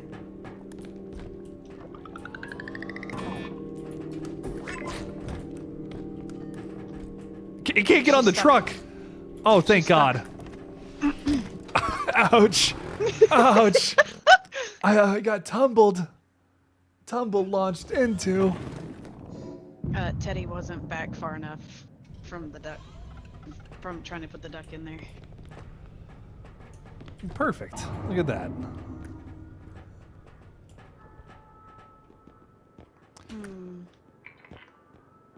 I thought it was pretty funny though, regardless, Teddy. So It was. if nothing else. You need fish. Yeah. Dude, what happened to all the good weapons, man? We never get good stuff at the shop, I swear. We All used that to get- there is the trank gun, and this doesn't really do anything. I wonder if you have to get like to the later levels to get like the good guns and whatnot, you know? I don't know. That don't do nothing though. Do you have health, Jake? I think Teddy put on a 50 for me. Okay. Carrot Alright. 100 in carrot. Oh hell yeah. Yeah, that's all that's perfect. I guess we just get some perks then, huh? I want a stamina. Okay. What the fuck? Why is it so close to me? I don't really like a lot of these. I like the jumps good, but it's not worth like 10k right now. Like I'll spend 2k on a stamina. Fine. Yeah, sure. Why the heck not? A tumble climb? What is a tumble climb? Not tumble lunch, it says tumble climb. I actually don't know. I'll get rid of my stamina if you want to get that. Oh, no, it's fine. I was just curious. I want a stamina. No, I Have HP. let's get it. Let's see what it does. Where's that tumble climb? Yeah. Let's climb the tumble. It was tumble wings. Extra jump. Because the other one was tumble launch, wasn't it? Yeah. I don't know. I don't know. Let's find it. Let's figure it out. Let's see. Let's uncover this mystery, Scooby-Doo. Bing, bing, bing, bing, bing, bing, bing. Erica, yeah, you did. You dug the news. You said you're going to be here. You're here regardless what you talk about. I'm going to just start talking about Twinkie news now. That's what I'm going to do. Twinkies. Hostess, you know, the company, just Yeah. whatever they got going on. That's what I'm going to redirect my channel towards. Who Oh, doesn't here you go. like it? Ouch! Ah, it's a heavy, bad. it's a heavy My bad. box. You know, I'm the person who doesn't know how to do the tumble thing as much. I was probably not the person for that. I'm going to be honest.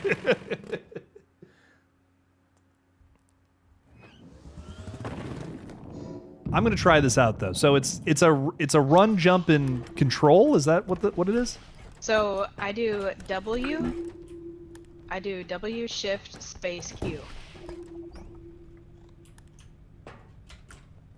I hit the wrong button. Hang on. Okay. Did I climb? I don't know. I don't know what What? it does. Oh, wait. What was that? I don't know. That was it. Do that again. WTF. WTF. Oh, hang on. It gives you like a little blue like cursor, and then I you're saw able to that. like grab Yeah. onto stuff.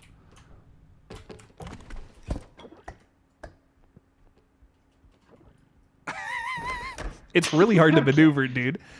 Oh man. I see stuff.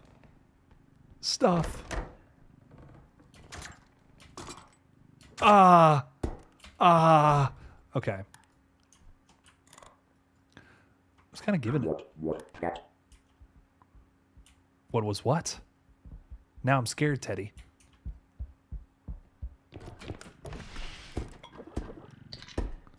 Oh, okay. I'm kind of getting the trick of it. Like coffee. I'm possessed? That's cool. What's up, Austin Allman? How we doing?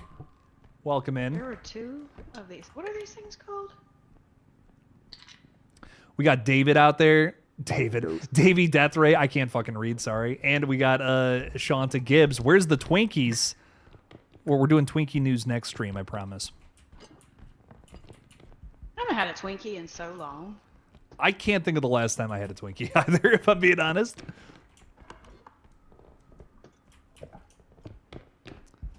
You know what I used to get back in the day? Zingers.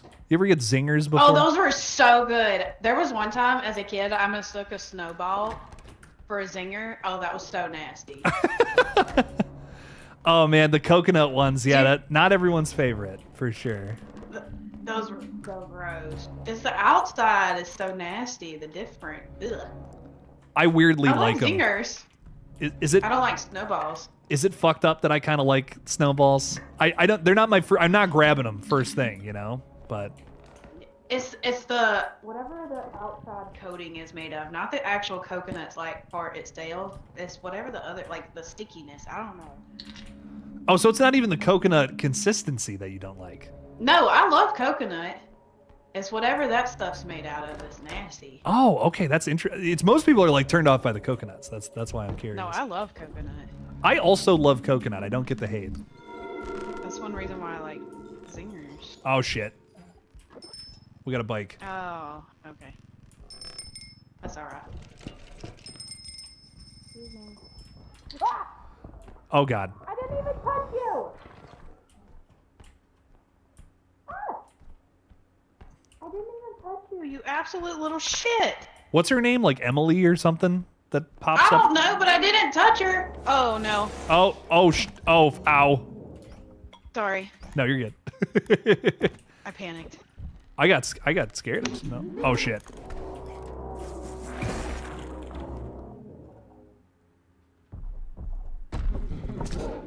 I hate it.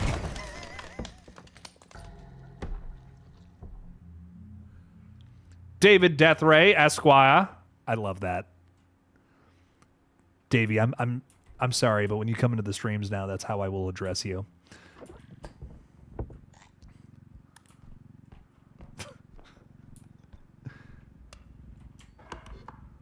I'm scared that I might be the last one. Oh shit. No.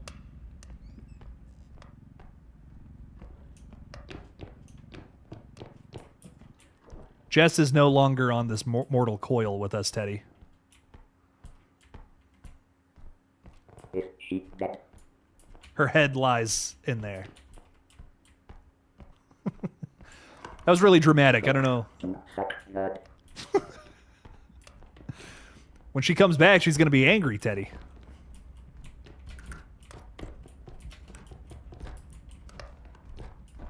Oh shit, go back.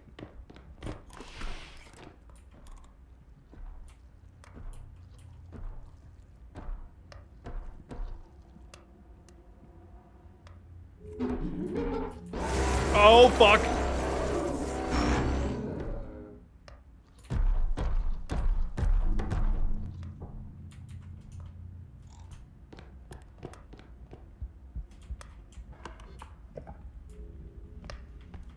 Why did I go this way? I should have went the other way.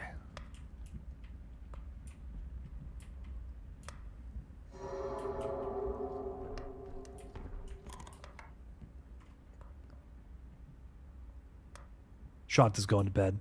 Thanks for hanging out with us, Shanta. Appreciate you. Oh shit. What the fuck was that?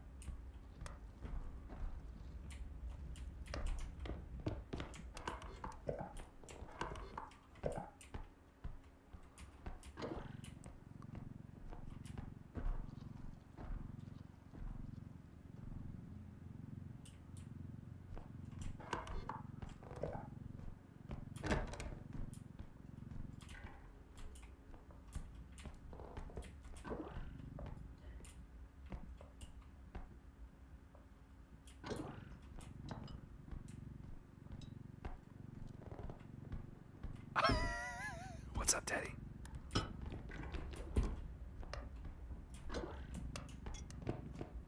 Here.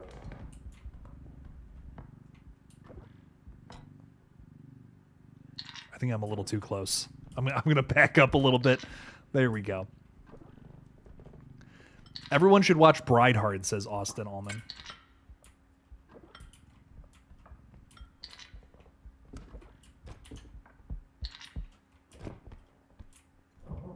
I've never heard of Bridehard before. Is it like Die Hard, but with a bride? Wait, is it Ready or Not 2? Are you making a joke? I'm like, wait a minute. Hang on a tick. Teddy, I don't know where you are, but if you can see the giant bottle of champagne. Yeah.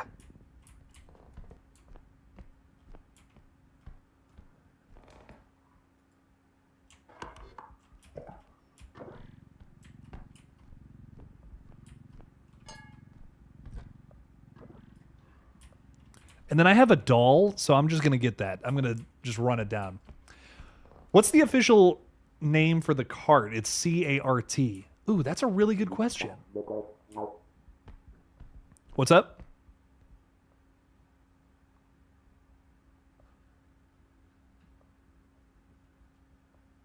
We deposit and get yes. Yes. Let's do it.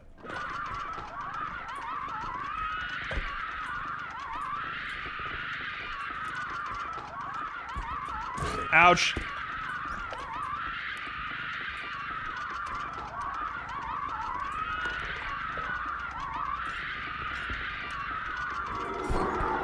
Oh shit. Oh shit.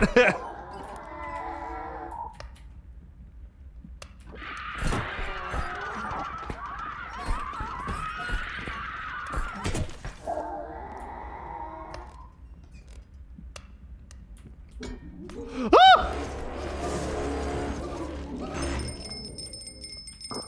Oh shit! Oh, Teddy, run! Teddy, run away!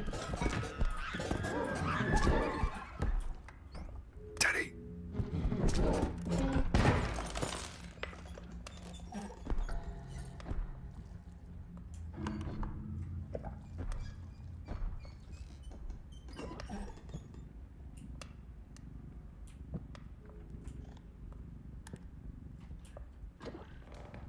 Oh my god, I'm so scared.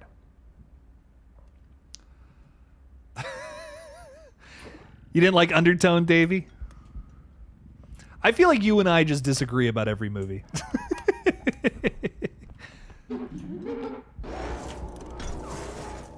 Whoo! Whoo, baby! Well, not everything. We had a chat about something that we like. I know we had something. We had something, Teddy. Not Teddy. Davey. Teddy, you too, though. What the fuck happened to me? You got kicked in the face by a big old clown. I think. I was fucking petrified by Undertone. I don't know. It really worked for me. I pooped my pants a little bit. I had a little bit of poop.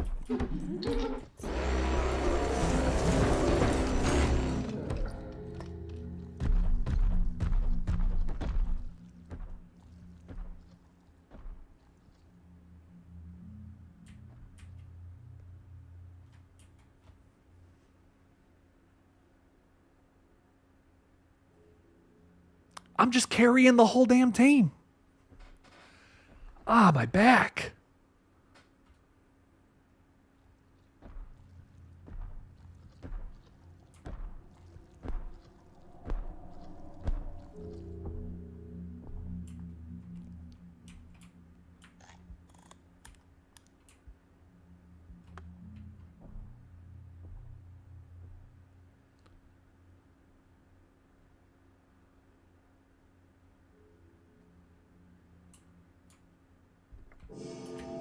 Oh my god, that motherfucker. Get out of here. Get out of here, clown. Jake. For Jake. He just wouldn't leave me alone. The timing of the Jake farted, though. Teddy's like, I'm so sorry. It wasn't your fault. The clown sniffed me out, literally. I guess I stank too bad. No. Get away from me.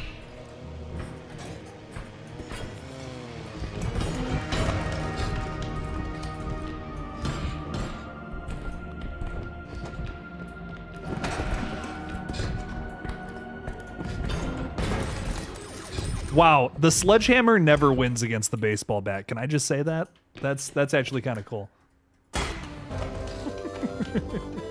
The fact that I had the fucking chainsaw and he beat me with the bat is wild. The bat is the deadliest weapon in this game.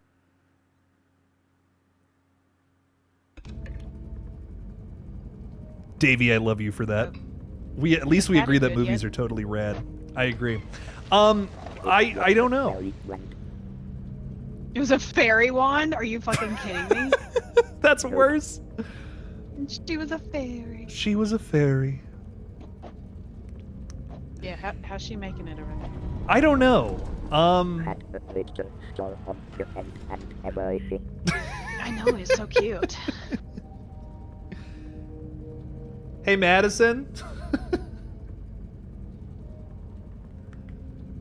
I'm just gonna call out to the void and see if she responds.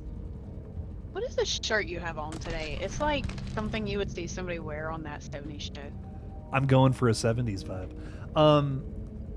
A bowling shirt. It's been at 99% for the past about 10 minutes. I'm gonna say.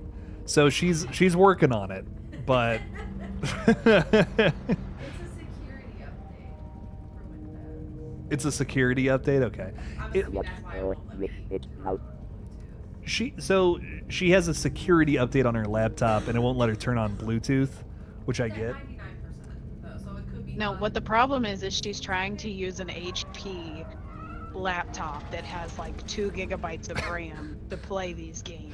I don't Je- know. Jess is ripping on you big time, just so you know. Okay, Jess, you just had a fucking laptop, not even like having. I had a gaming laptop. No, I had a no, gaming no, laptop. no, no, I had a no. gaming Lenovo Legion laptop. It was a gaming laptop. Oh! So don't even. It wasn't no HP little shit. I'm gonna have to break this up at a certain point, guys. I'm gonna have to get in the So middle don't and start even. push people apart. Teddy, do I just let him fight? We'll have a fight live on stream. Hear me loud and clear, okay? I don't care that you broke your elbow twice. I don't care that you broke your elbow. Wow. Jake Paul who? Grow up. She wore a crown and she came down in a bubble, Doug. Oh, grow up. Grow up. I love that. All right, well, It is updated and it now says it is installing. Yeah, I did. I Should we have play another game? fractured my left elbow twice in the almost same exact spot. so you actually have broken your elbow twice, Twice, Steph. I have the same fractured- exact fucking place. Wow. Yeah, I have fractured my left elbow. The second time that I fractured it, so I hairline fractured it, and I guess they always show up like on an X-ray, even though they've healed over or whatever. So the second time that I fractured my elbow, they didn't know that I did because it was almost exactly on top of the old one. Oh, wow. Okay, damn. That's my luck. If that tells y'all anything. One time is crazy, but like in the same spot, like that's even, I don't know. Yeah. That's nuts. Free Shavak. Free Shavaka, dude. Let's start this game. Let's run this. Now, fuck. Now I want guacamole, dude. I don't like guacamole. I don't like avocados. Oh, I get a craving for it. Like I feel once a month. I'm dying for like a spoonful of avocado. A spoonful of medicine makes the medicine. Ooh, we've never started in this room before. This is crazy. That's what I was looking at. I was like, wait a minute, where the fuck are we? Oh my god, a lot of big items in here already. This is nuts. I think I think Teddy's going pee. I hope everything comes out okay, Teddy, if you're listening.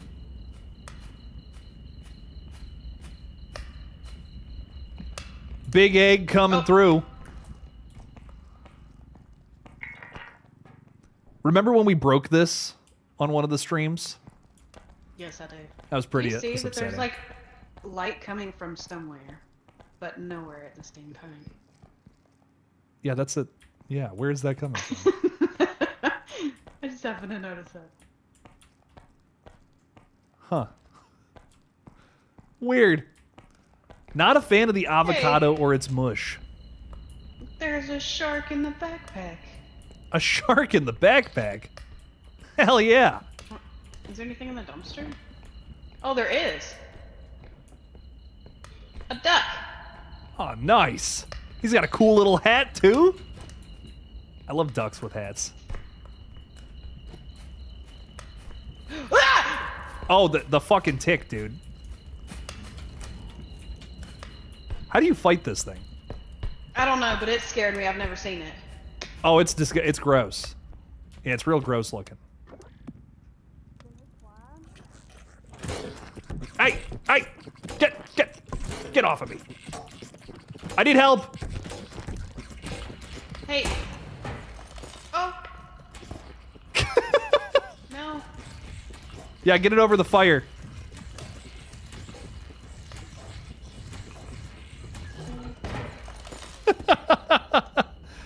Damn. Did I kill him? He's dead. Okay. Well, at least I did that. You did that at least. That's what matters. I did something, all right. Oh man. I just sat there and took it. I I killed him just before I died, bro. Come on. I know was that looking at your stream. That's wild.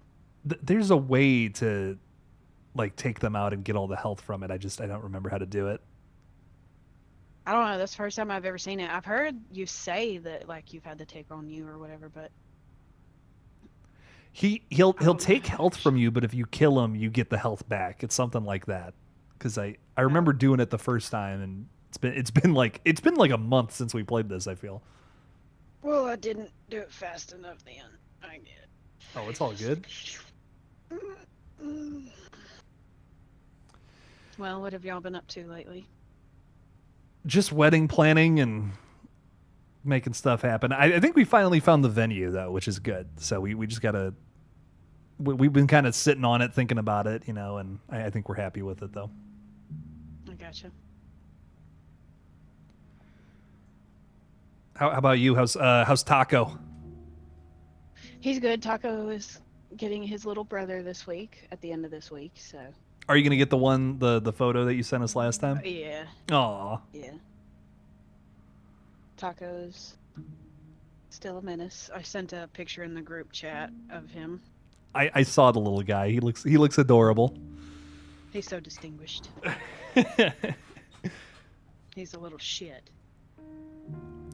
That's what you get with an orange cat, though. He's so bipolar. You can just be sitting there like petting him, and then next thing you know, he just gonna take a chomp out of you. I mean, that's what he does. That's my cat Kevin is like the same way. Like, just has that insane energy about him. What I used to do to play with him is I would have like a hoodie on, and I would like wrap it around my hand and like fuck with him a little bit, and he would just like, tear me to shreds if I didn't have that on. What I do to Taco is like I take like my hand and just like fully engulf his head into my hand and just go "Brr." And then he just sits there like he doesn't understand what to do, but he just takes it. And then eventually if I do it enough times, he gets pissed off and he's like, okay, fuck off.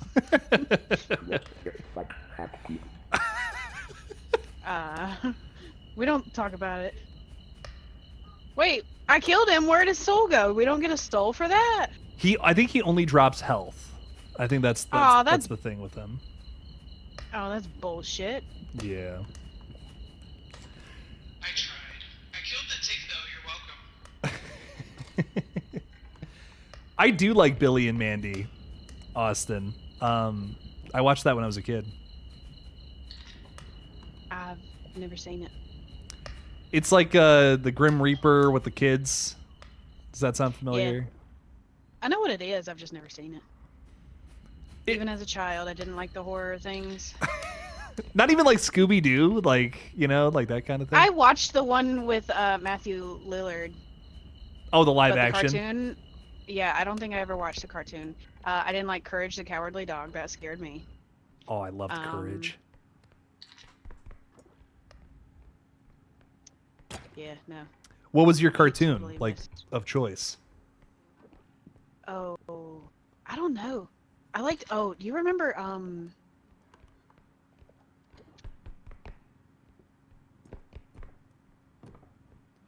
No, I don't remember that one.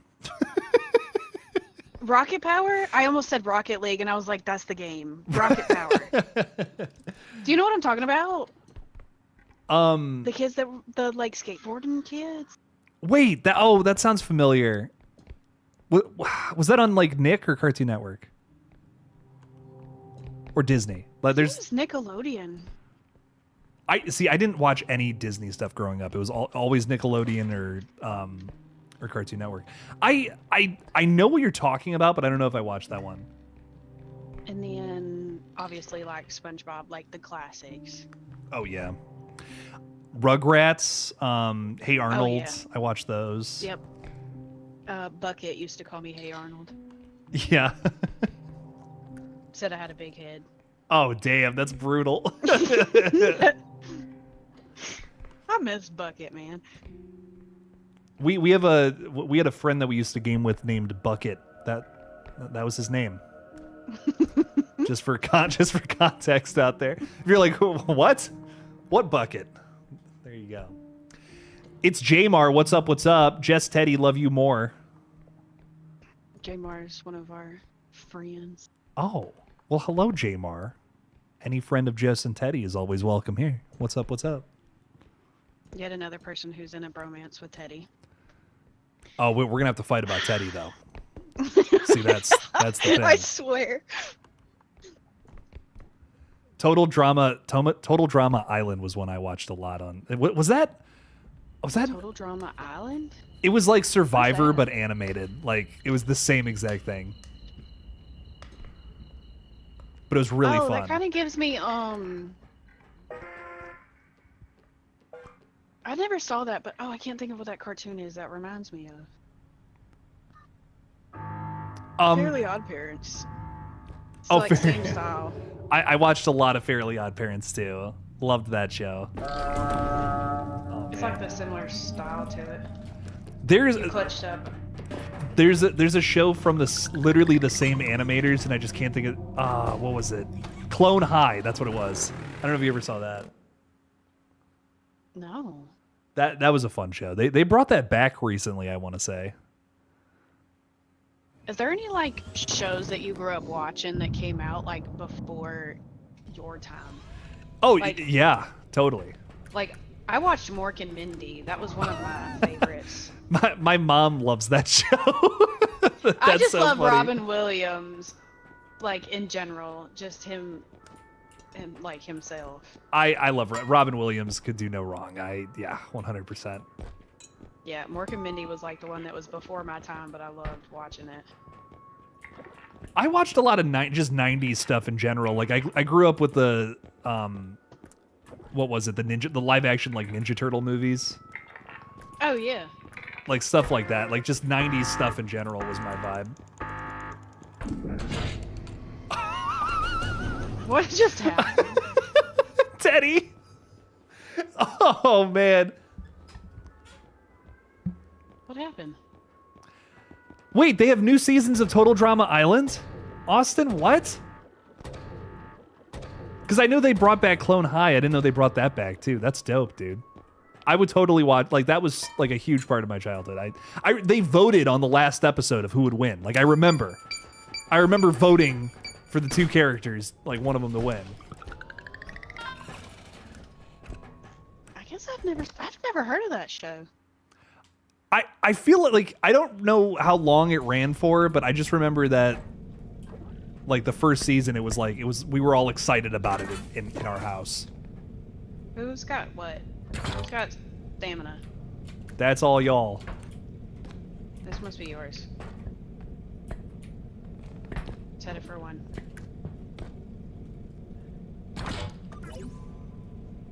Whose is this? I didn't put any perks on there, so Show yourself! Who is it? Madison just jumps out. She's been here the whole time. There we go.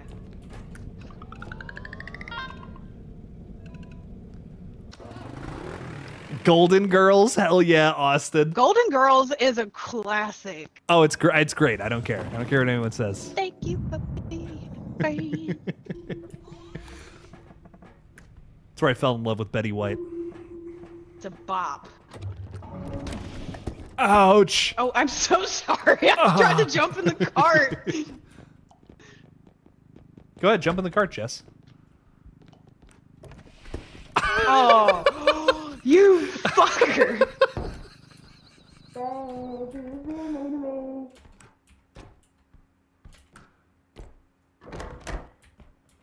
Oh, I don't like this one. There's too many damn doors. This is my least favorite map, without a doubt. It's way too claustrophobic. Ah! I feel like I'm feeling big footsteps. Is anyone else getting that? I thought I heard something.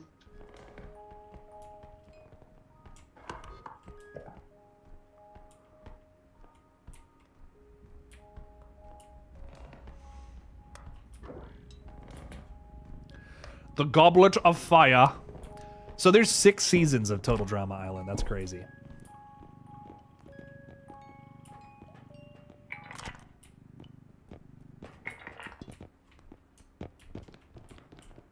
I knew about like the 1. I've never heard of that show.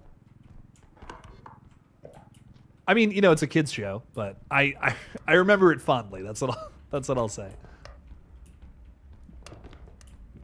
I don't see Jack in this place. Oh, here we go.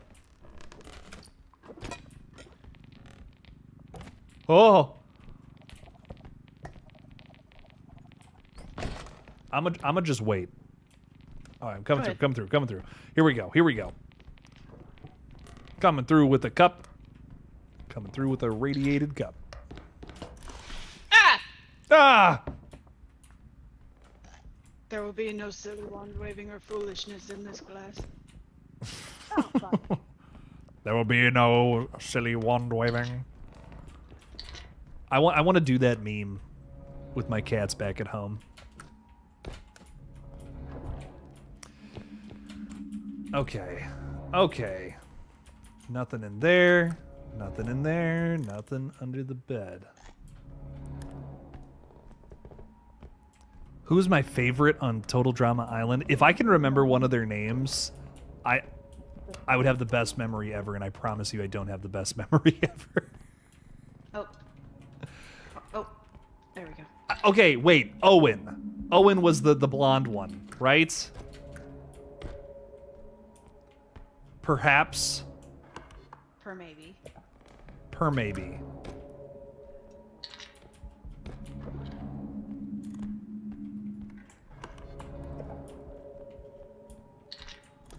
There we go. Holes for fingers. We love it.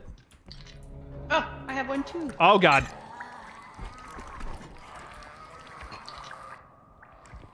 Bye, Jay. I'm still here. Oh, that was Teddy. Wait, who did it just chase? I tricked it. I juked it out.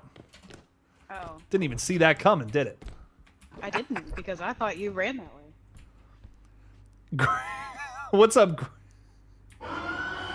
Is that my dad? No. My dad is in the chat. What's up, Dad? Oh, fuck. Oh, fuck. Oh, shit. I got distracted. I couldn't believe it. My dad is here. What's up, Greg?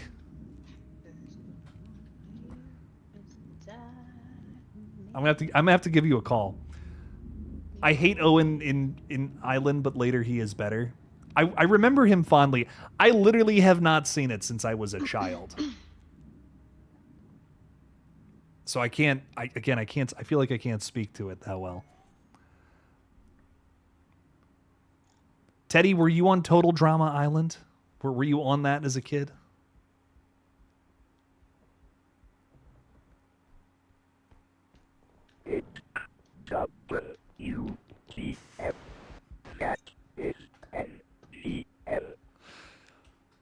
What did you grow up watching? That's our topic of conversation for the night, I think. Or shows. No shit.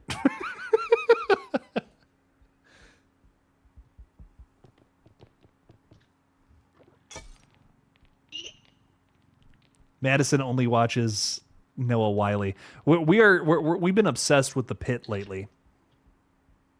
If I haven't mentioned that enough times. I'm just gonna get you.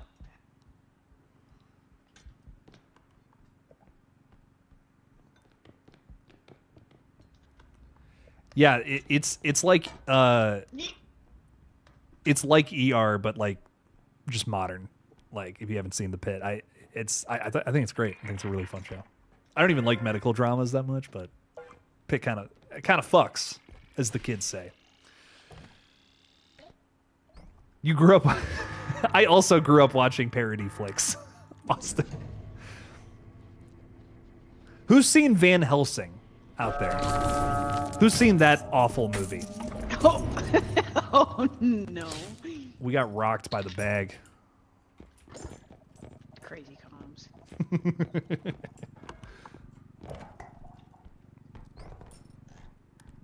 Teddy, are you? I just realized. Are you stuck in there?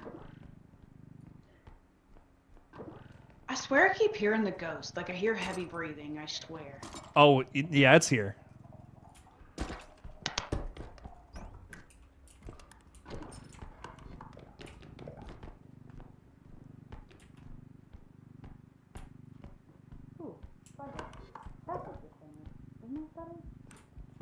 I just got caught up on The Pit, Austin.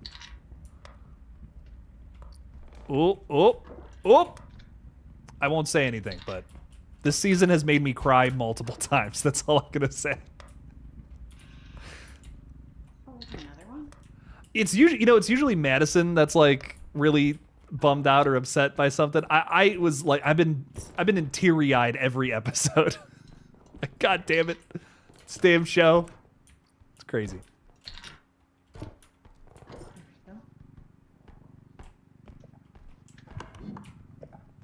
Just carry it in here. The extract's right here. It's the monkey from the movie The Monkey.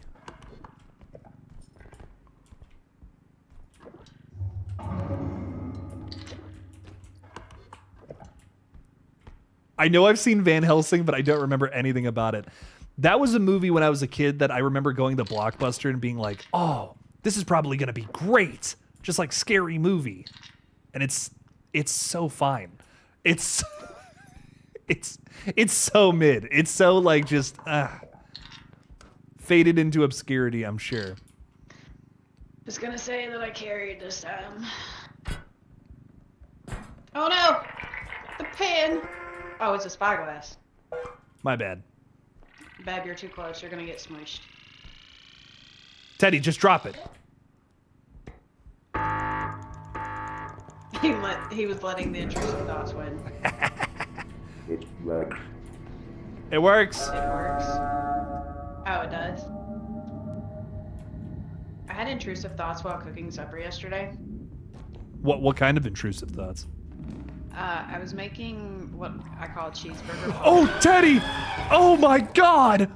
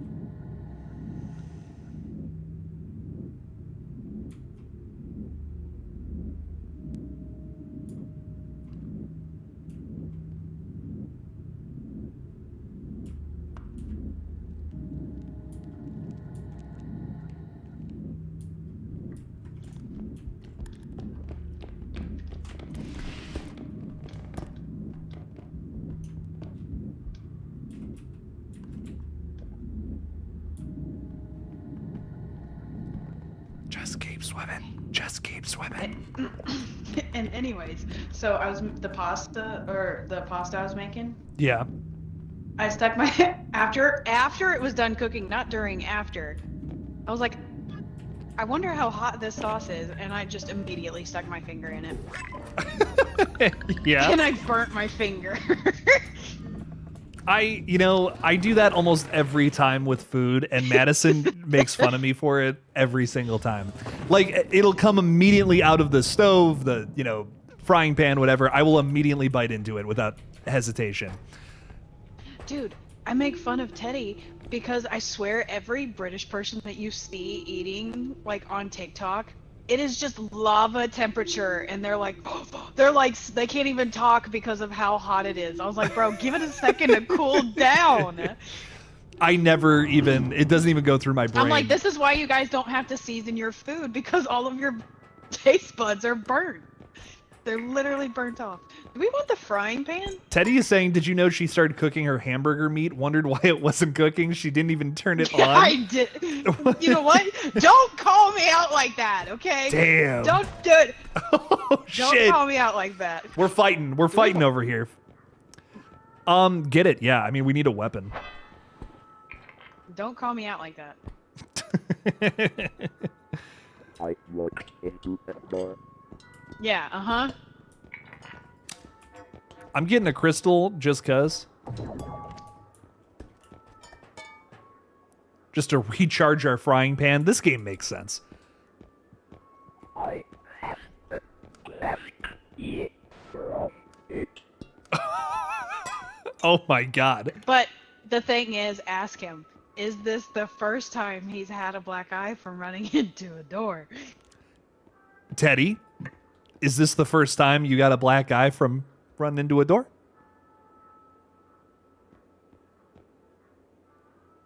If not the one who broke their arm twice.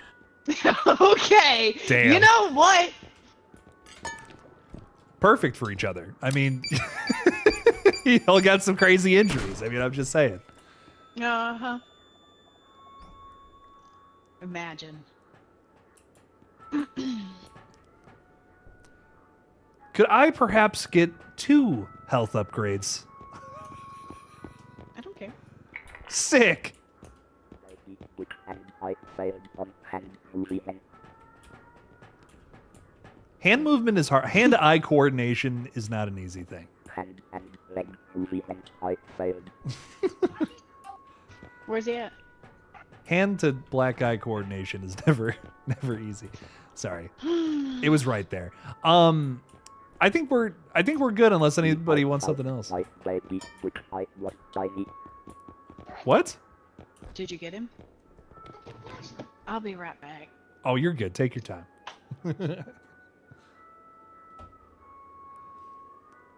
I have a baby which restore medical shit.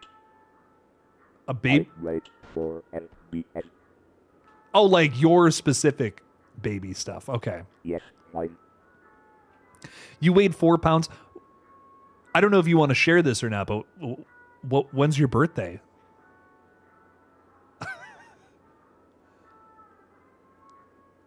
Last Thursday. Wow, I just suck. I'm a bad friend, huh? Last Thursday. No way, dude. Well, happy belated. So it's okay. Happy belated, my dude. That's Thank badass. You. You're welcome. You're welcome. You're welcome.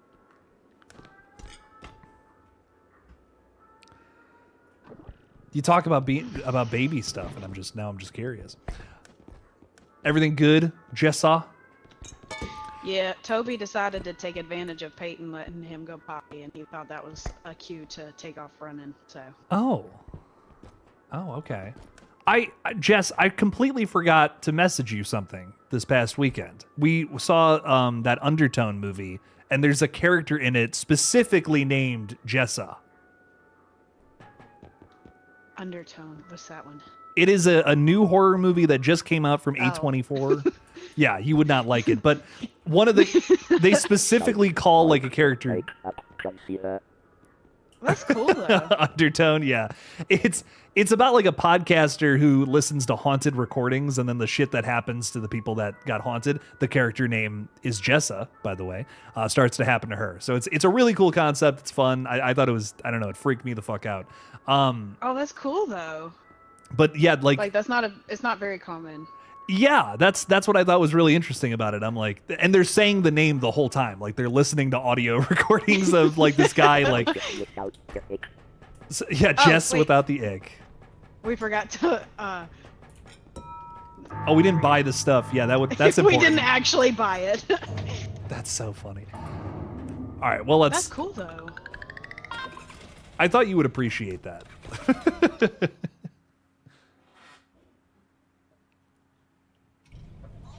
Yeah, that's neat.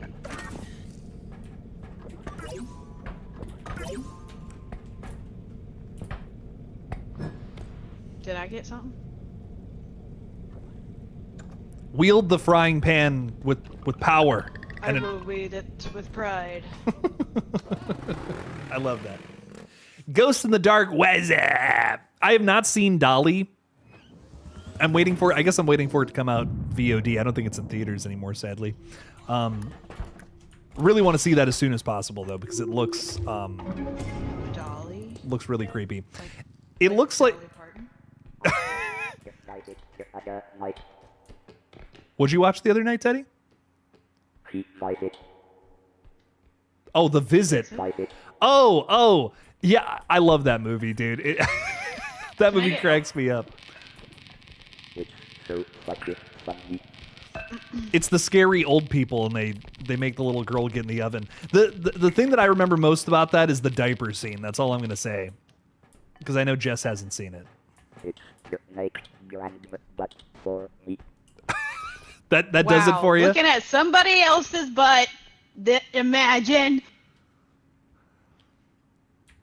It's the grand butt. Mm-hmm. Well, apparently you like the older ladies, so how am I supposed to know? Uh-huh. Keep on walking. Grandma's pretty hot in that movie, dude. You know. I guess I have even more competition. I now have to worry about grandmas. That movie's so... I can't even say that with a straight face. That movie is just like plain, just straight up disgusting. Like it is a hard movie to sit through. There's some movies I can't eat and... Oh shit. I can't eat while watching them anymore. Yeah, dude, Like me with Fresh. Fresh is nothing compared to the diaper scene in this. That's so bad. How's everything going, laptop-wise? It updated, but it didn't fix. Oh, yeah? So she did the update, guys, but the Bluetooth is still just not working. Oh, for My fuck's sake. driver has the little X. Start a GoFundMe. The yellow triangle. Oh, not this fucking guy. It said code 43. He ain't working. Oh, fuck no.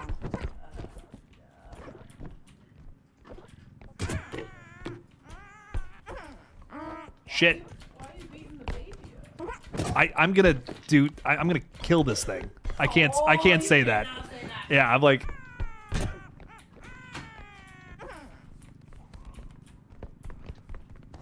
No, don't you fucking do it. No. Sorry. No. Where'd he go? I'm trying to find it. I can't... Ah! Oh. Here, up and down.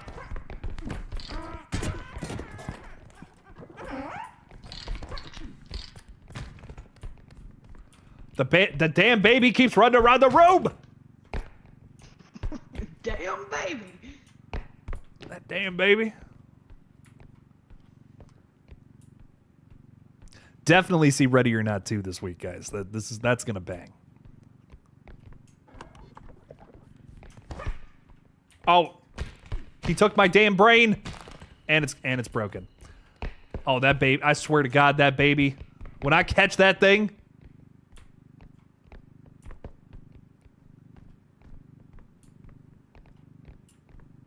Teddy, you might have ran off. We might be good for a minute.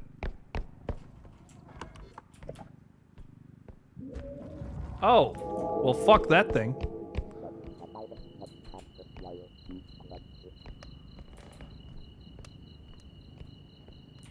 I think Teddy said he's gonna plug something in. Do I have daylight savings? That was like was that not a week ago or something now? He does it every time.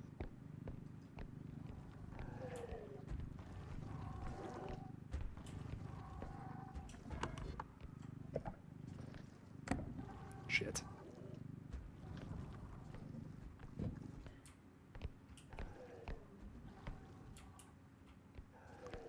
I think my guy's just stuck right there. He is. He's stuck on the. Oh, no, no, no, no, no, no, no.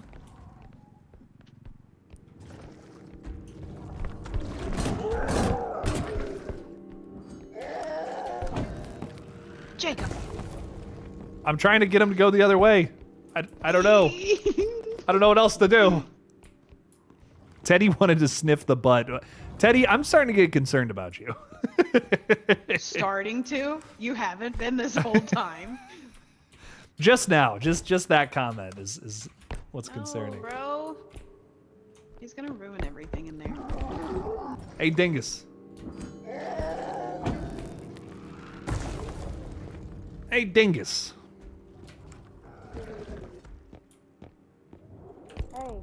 Hey, broski.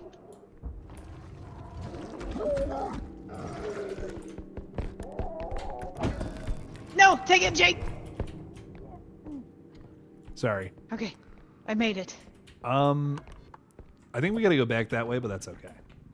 We'll figure Where it did out. Teddy's head go? I have yet to figure out where that went. Oh, here it is. In the corner. It says there's something over here. Sniffing the butt. Yep.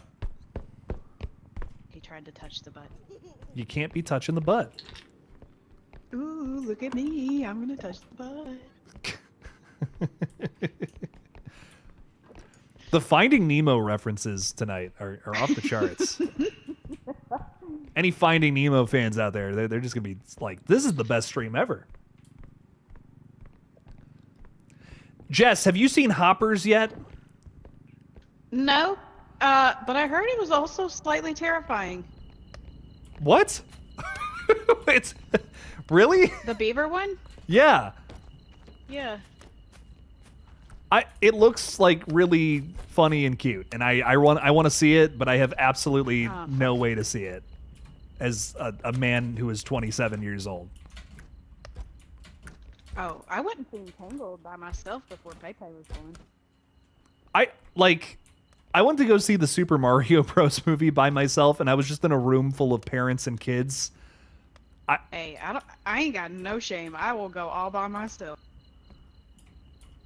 It's like I'll go see a horror movie by myself. That's one thing, but I felt I was like, oh man, I'm the only like just single dude here. It was weird. How much is in there? We got 11K, so we could do it theoretically. Okay, get Teddy back here. All right, let's run it up. Did we go in this room?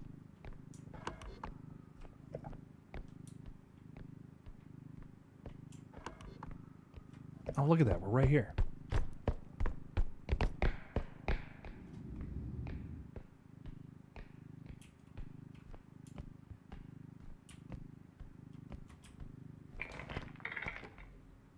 I think I might have just heard a scary noise. I'm not sure. You saw Hoppers alone, Austin? I just want to see that movie. I love Pixar movies. So whenever I get a chance to... Whenever there's a good one, especially, I'm going to check them out.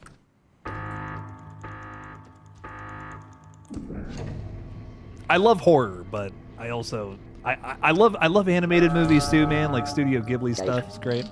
What's up, Teddy?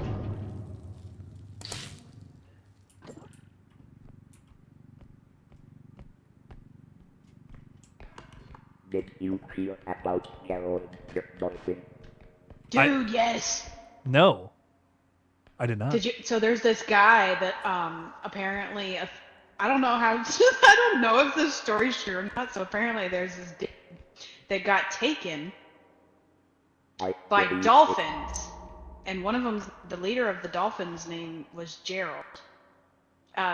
Authorities found this man, and he showed, and apparently the dolphins forced him to create an underwater city for like 4 days. And when they found him, he showed like no signs of like, his lungs showed apparently like signs that he'd been underwater for a long time, but like no signs of drowning. He didn't have any like scuba gear or anything, so they were wondering how he was breathing up underwater, but somehow the dolphins like gave him a way to breathe.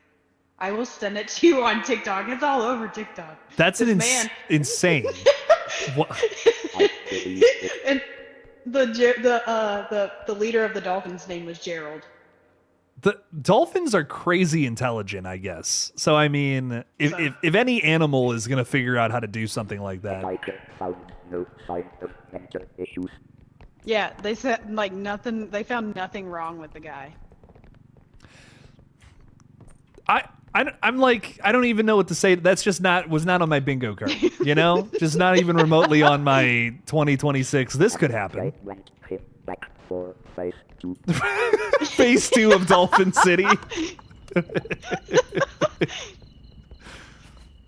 Phase 1, I'll send it collect to you. underpants. Phase 2. I will send it to you on TikTok. It's insane. I have to know more about this. If there's not a horror movie about that in the next couple of years, I don't Do you even know, believe it? man. How much do we have to have 15K? How much do we have? We got about 4, not even. yeah. We've been through everything so far? No way. I hope not.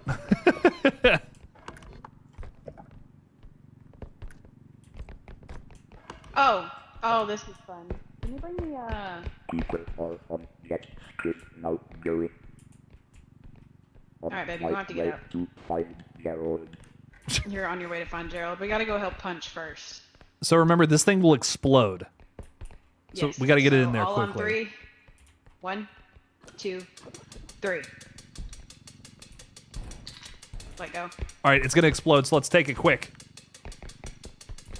Oh, I thought it stopped once you let it go. Nope.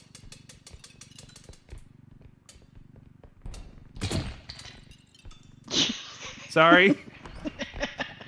I just ran you right over, dude. I'm so sorry.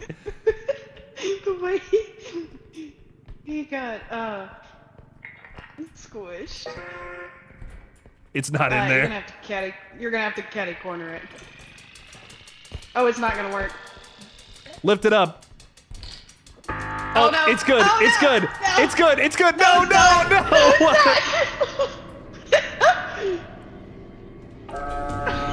It took it.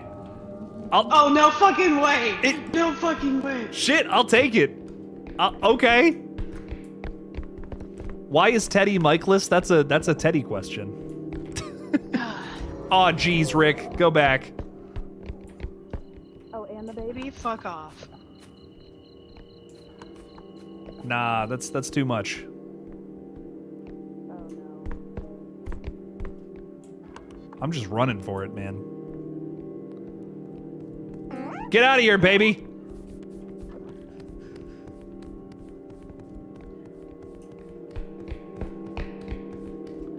You're not coming with us. Get out of here. Get out of here, you dumb baby. God.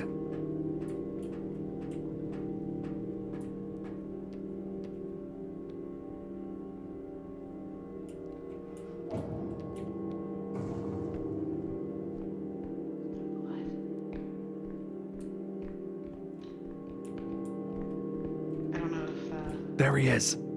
Quickly, Teddy. He's right behind me, isn't he? Yep. Oh, shit. Fucking bitch.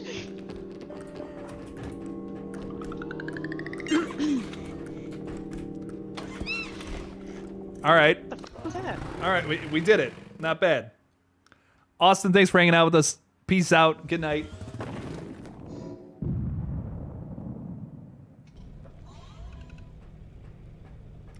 All right. Bullshit. Not bad.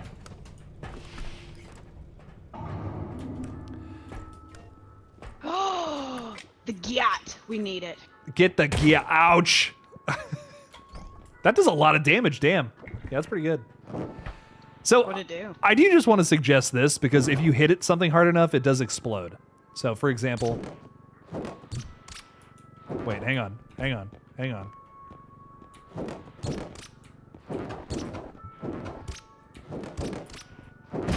Like that. Yep. But that didn't do any damage to my health though. I just think it would be fun to get. I like weapons. How did you have to use the frying pan at some point last time? I didn't even think about that. I forgot I had it. I'm gonna be real with you. Oh, you're good. I could have used it on the damn baby. Yeah, could have shot that baby.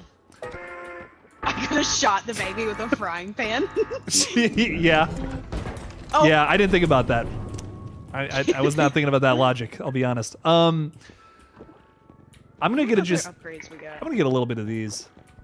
I want a health upgrade. It's not working. So I'm just gonna hope that maybe next time. Yeah. Okay. Yeah. It is. Oh man. Listen, if this OnlyFans doesn't make money, we're going under. Okay. Anyways, Listen, Feet Finder, man, is the way to go. Jess is saying that we should get on Feet Finder. I mean, if there's a You market don't have to for show it, your face. no one would know it was my feet. And I don't even join me. They've seen your feet before. You have given them pictures of your feet. People have seen my feet before, though. That is a good point. I really don't want to see them. Thank you. Well, they're. I'm not gonna say where they're. Keep them dogs to yourself. The dogs are sadly out there. That's all I'll say. Jacob, here you go. Oh, you want to give me the gat? Or, I don't know. I was just gonna hand it to somebody. Teddy, you can take the gat. I kind of want the inflatable. All right. Let's get it.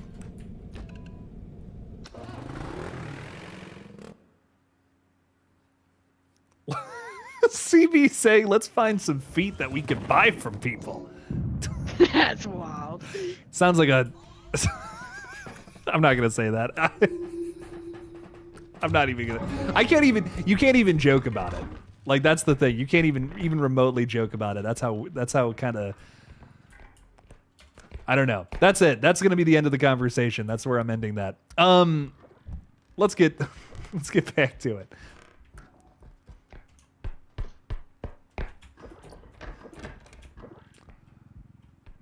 Is this a big old... What is this thing?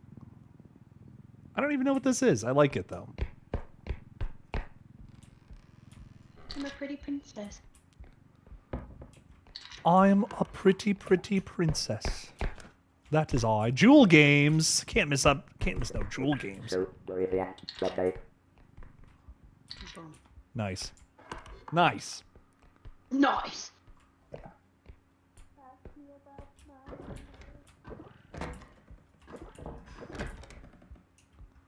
All right. I don't even think I looked upstairs. I hear scary noises, and I don't like that. What was that?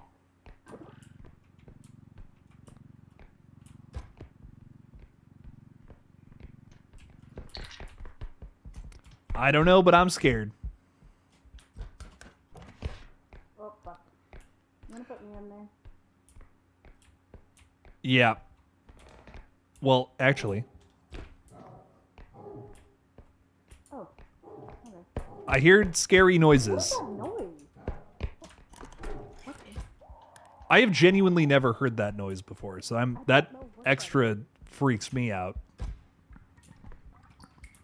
Ooh, shit. Where is that? What's up, babe? You should tell Jess off for not thinking that Noah Wiley Hey. was attracted to The cube. So Madison and I have a bone to pick with you, Jessa. What did I do? Well, apparently you don't think that Noah Wiley is an attractive man. Who is that? Who is that? Is that what you just said? TV legend Noah Wiley from ER, Falling Skies, and The Pit. Oh, he's not. I don't think He is. Oh, he's so hot. Crazy hot. I don't think Sebastian Stan is either, and she thinks I'm ridiculous for that. That's also an insane take, but that's okay. I just don't think that he is.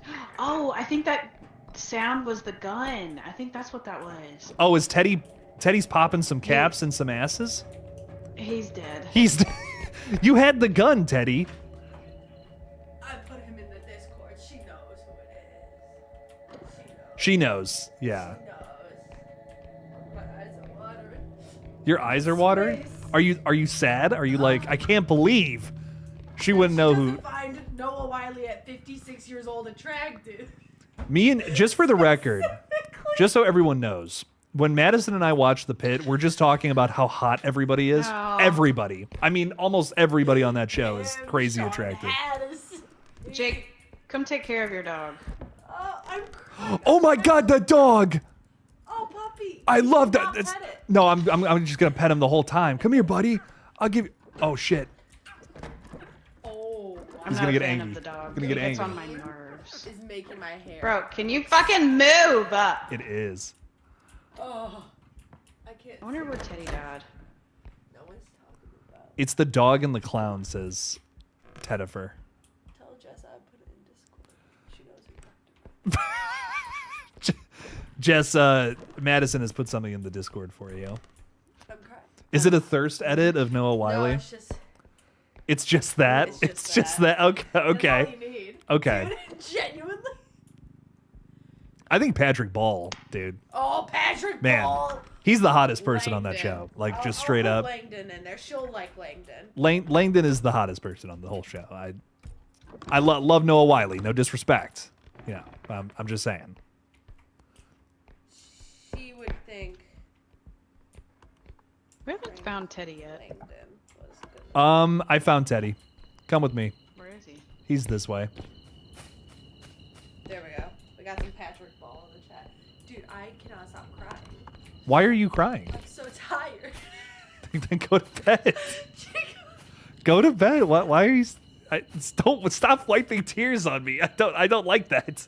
I'm just trying to moisturize your skin. Salty tears are not going to moisturize my skin.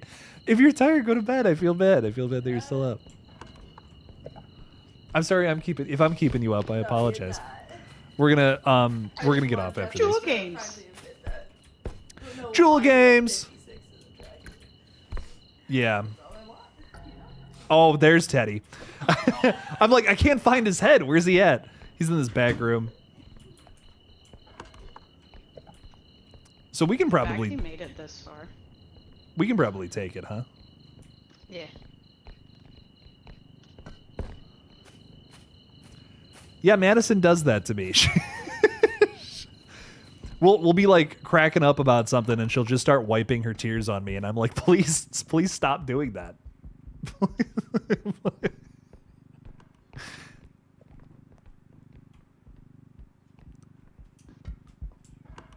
I'm so glad everyone just got a little slice into the personal life. There you go. Okay. All right, let's rock and roll with this.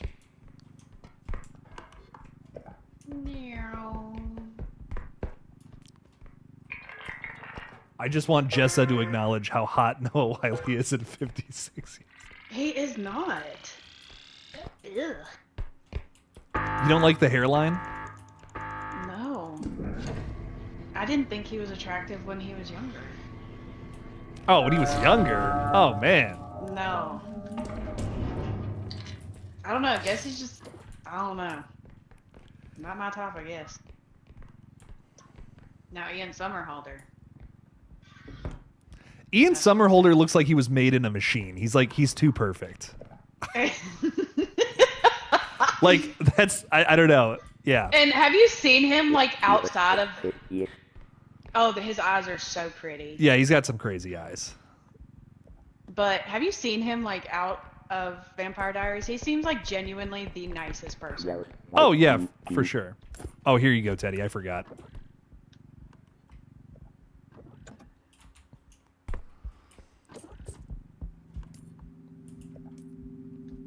Oh, and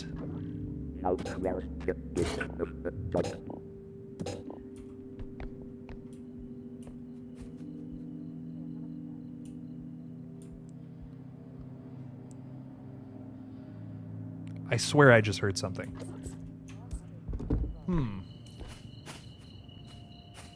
You got touched by who? Your girlfriend who is secretly R2-D2. She is. Wow. Yeah.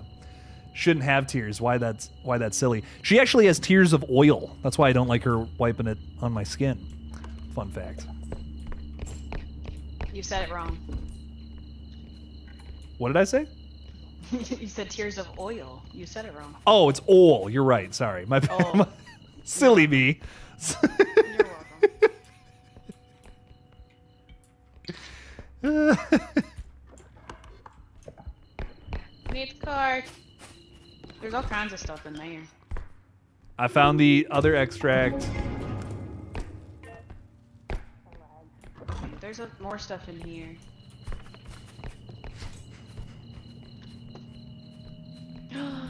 She was a fairy.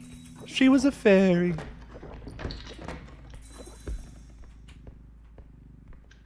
That's what I gave you with. Yeah, I know. Oh, my favorite item in the whole game. Oh, it takes so long. You might as well just walk, you know, with it. There we go. I think not. Just walk all the way there with it. I mean, you know. What happens with this book If it becomes unlocked, do we know? Oh, shit.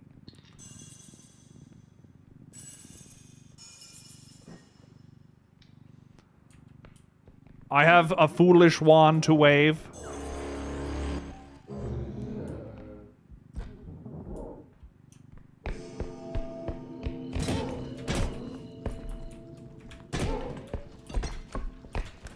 I'm stuck. What? Fuck off. What even happened there? That was awesome. I don't know, but I kept getting stuck. Hell yeah. Oh yeah, I'm just gonna carry this I was about to say, I would just carry that. gently. Gently with the soul. Erica approves of Noah Wiley.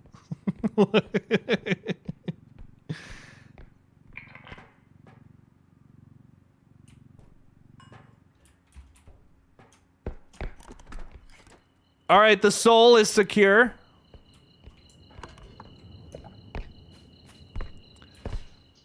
Did you see the predicament that we have? This up here? Yeah. Yeah, I was like, do you have any strength? I don't have none. I'm not moving this at all. I think we can do it if we both do it. Let's see. It's worth 40K. Yeah, we got to at least try. It's gonna be worth 0. Peyton, thank you for the 5. Hey Jake, I have returned for Avengers Doomsday. What game we playing? We are playing Repo. We're robots that have to steal items from ghosts. So Steal the moon. minions tonight. I can't do Gru. That's the best I got. We're going to We will steal the moon. the moon. That's the best. That's the best Gru you're gonna get from me. Oh, I didn't realize there was a big ass random pillar. What the fuck? What the fuck? The fact that that just took $4 grand off. Insane. Peyton, thank you for the 5 though. I really do appreciate that. I am excited to see Avengers Doomsday later on. I'm probably not going to cover it or anything, but it is going to be fun to watch. Where are we supposed to be going?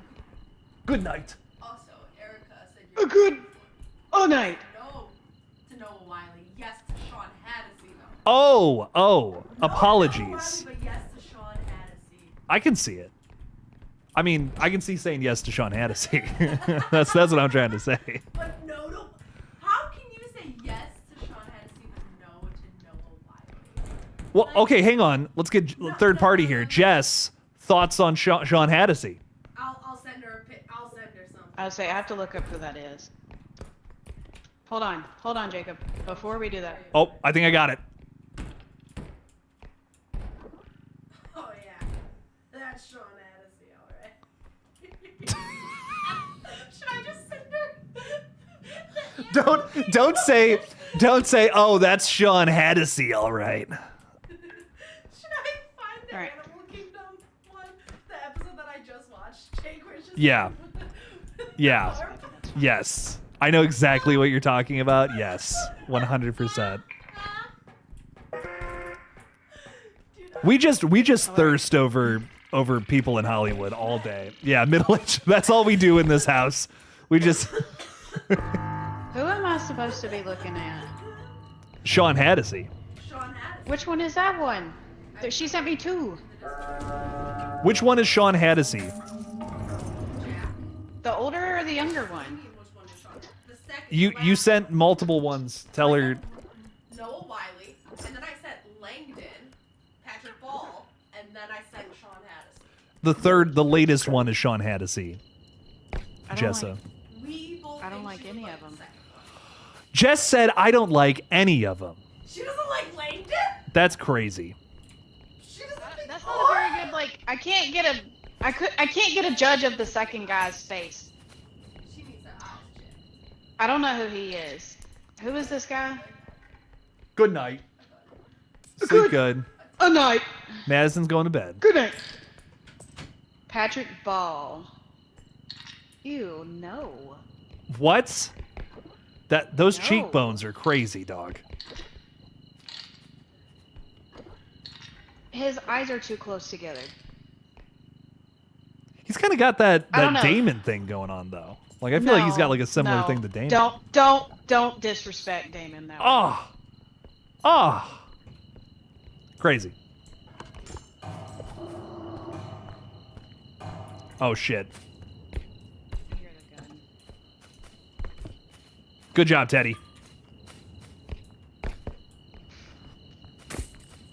Well, Ouch. fuck me sideways. Jesus Christ. Just carry it to the extract. Or I'll carry this. The bag's a pretty good weapon, Jess. Yeah, there you go. Okay. Solid. Now, where is the next other one extract? is upstairs. It's up that set of stairs. To the right, I think. There's one of these that goes... Yeah, it's right here.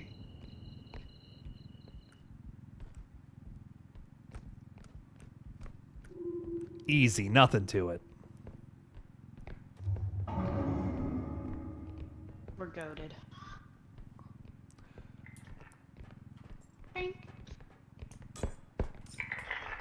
Hell yeah. Oh my god. The money we're about to pull is crazy. No, he didn't. No, he didn't. Oh, I wasn't quick enough, Teddy. I'm sorry. You gotta be quicker than that.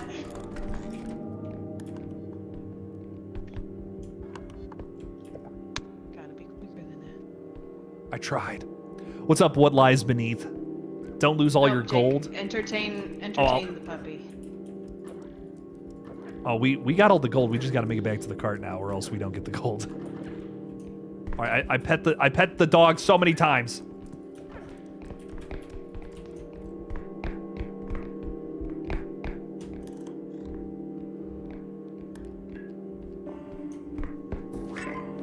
Welcome back. Send it. Let's get it. Oh! Oh! You know, this is one of those streams where we've been going for 3 hours, and I Taco! feel like I could just keep going. But we probably should Stop call it. it. Stop it, kitty. Alrighty. I'm gonna just look at the weapons real quick because I am a little curious. Oh, we got the shotgun, man. Oh, you're shitting me. Brutal. Well, guys, That it's been sucks. fun, but now it's time to end the stream. Damn. What a way to end it. I mean, honestly. Taco, stop it. Oh, Wow, I didn't think you could actually do it. Anyways, guys, thank you all so any much. last words? Subscribe to Killjoy Jake on YouTube. Oh, God. Watch the Dexter videos, please. Ouch. This is taking way longer than I anticipated. Damn it! Jay Tinsel What the throwing fuck? $2 out there saying, I'm such a sucker for Vince Vaughn and Psycho 1998. You know, Jay Tinsel, every movie and every performance needs at least one Taco, fan. you're So I'm sitting glad you're the one fan of that. Thank you. I'm just kidding, my friend. Thank you so much for the love. Thanks for the $2. Guys, thank you all for hanging out with us tonight. Love you all a bunch. We'll be live tomorrow night with a guest. Thursday night as well. Maybe not Friday night. I'm not sure yet. But we'll be live a ton this week. So much love to you all. Thanks for hanging out with us. Thanks for watching us play Repo. And we'll talk with you all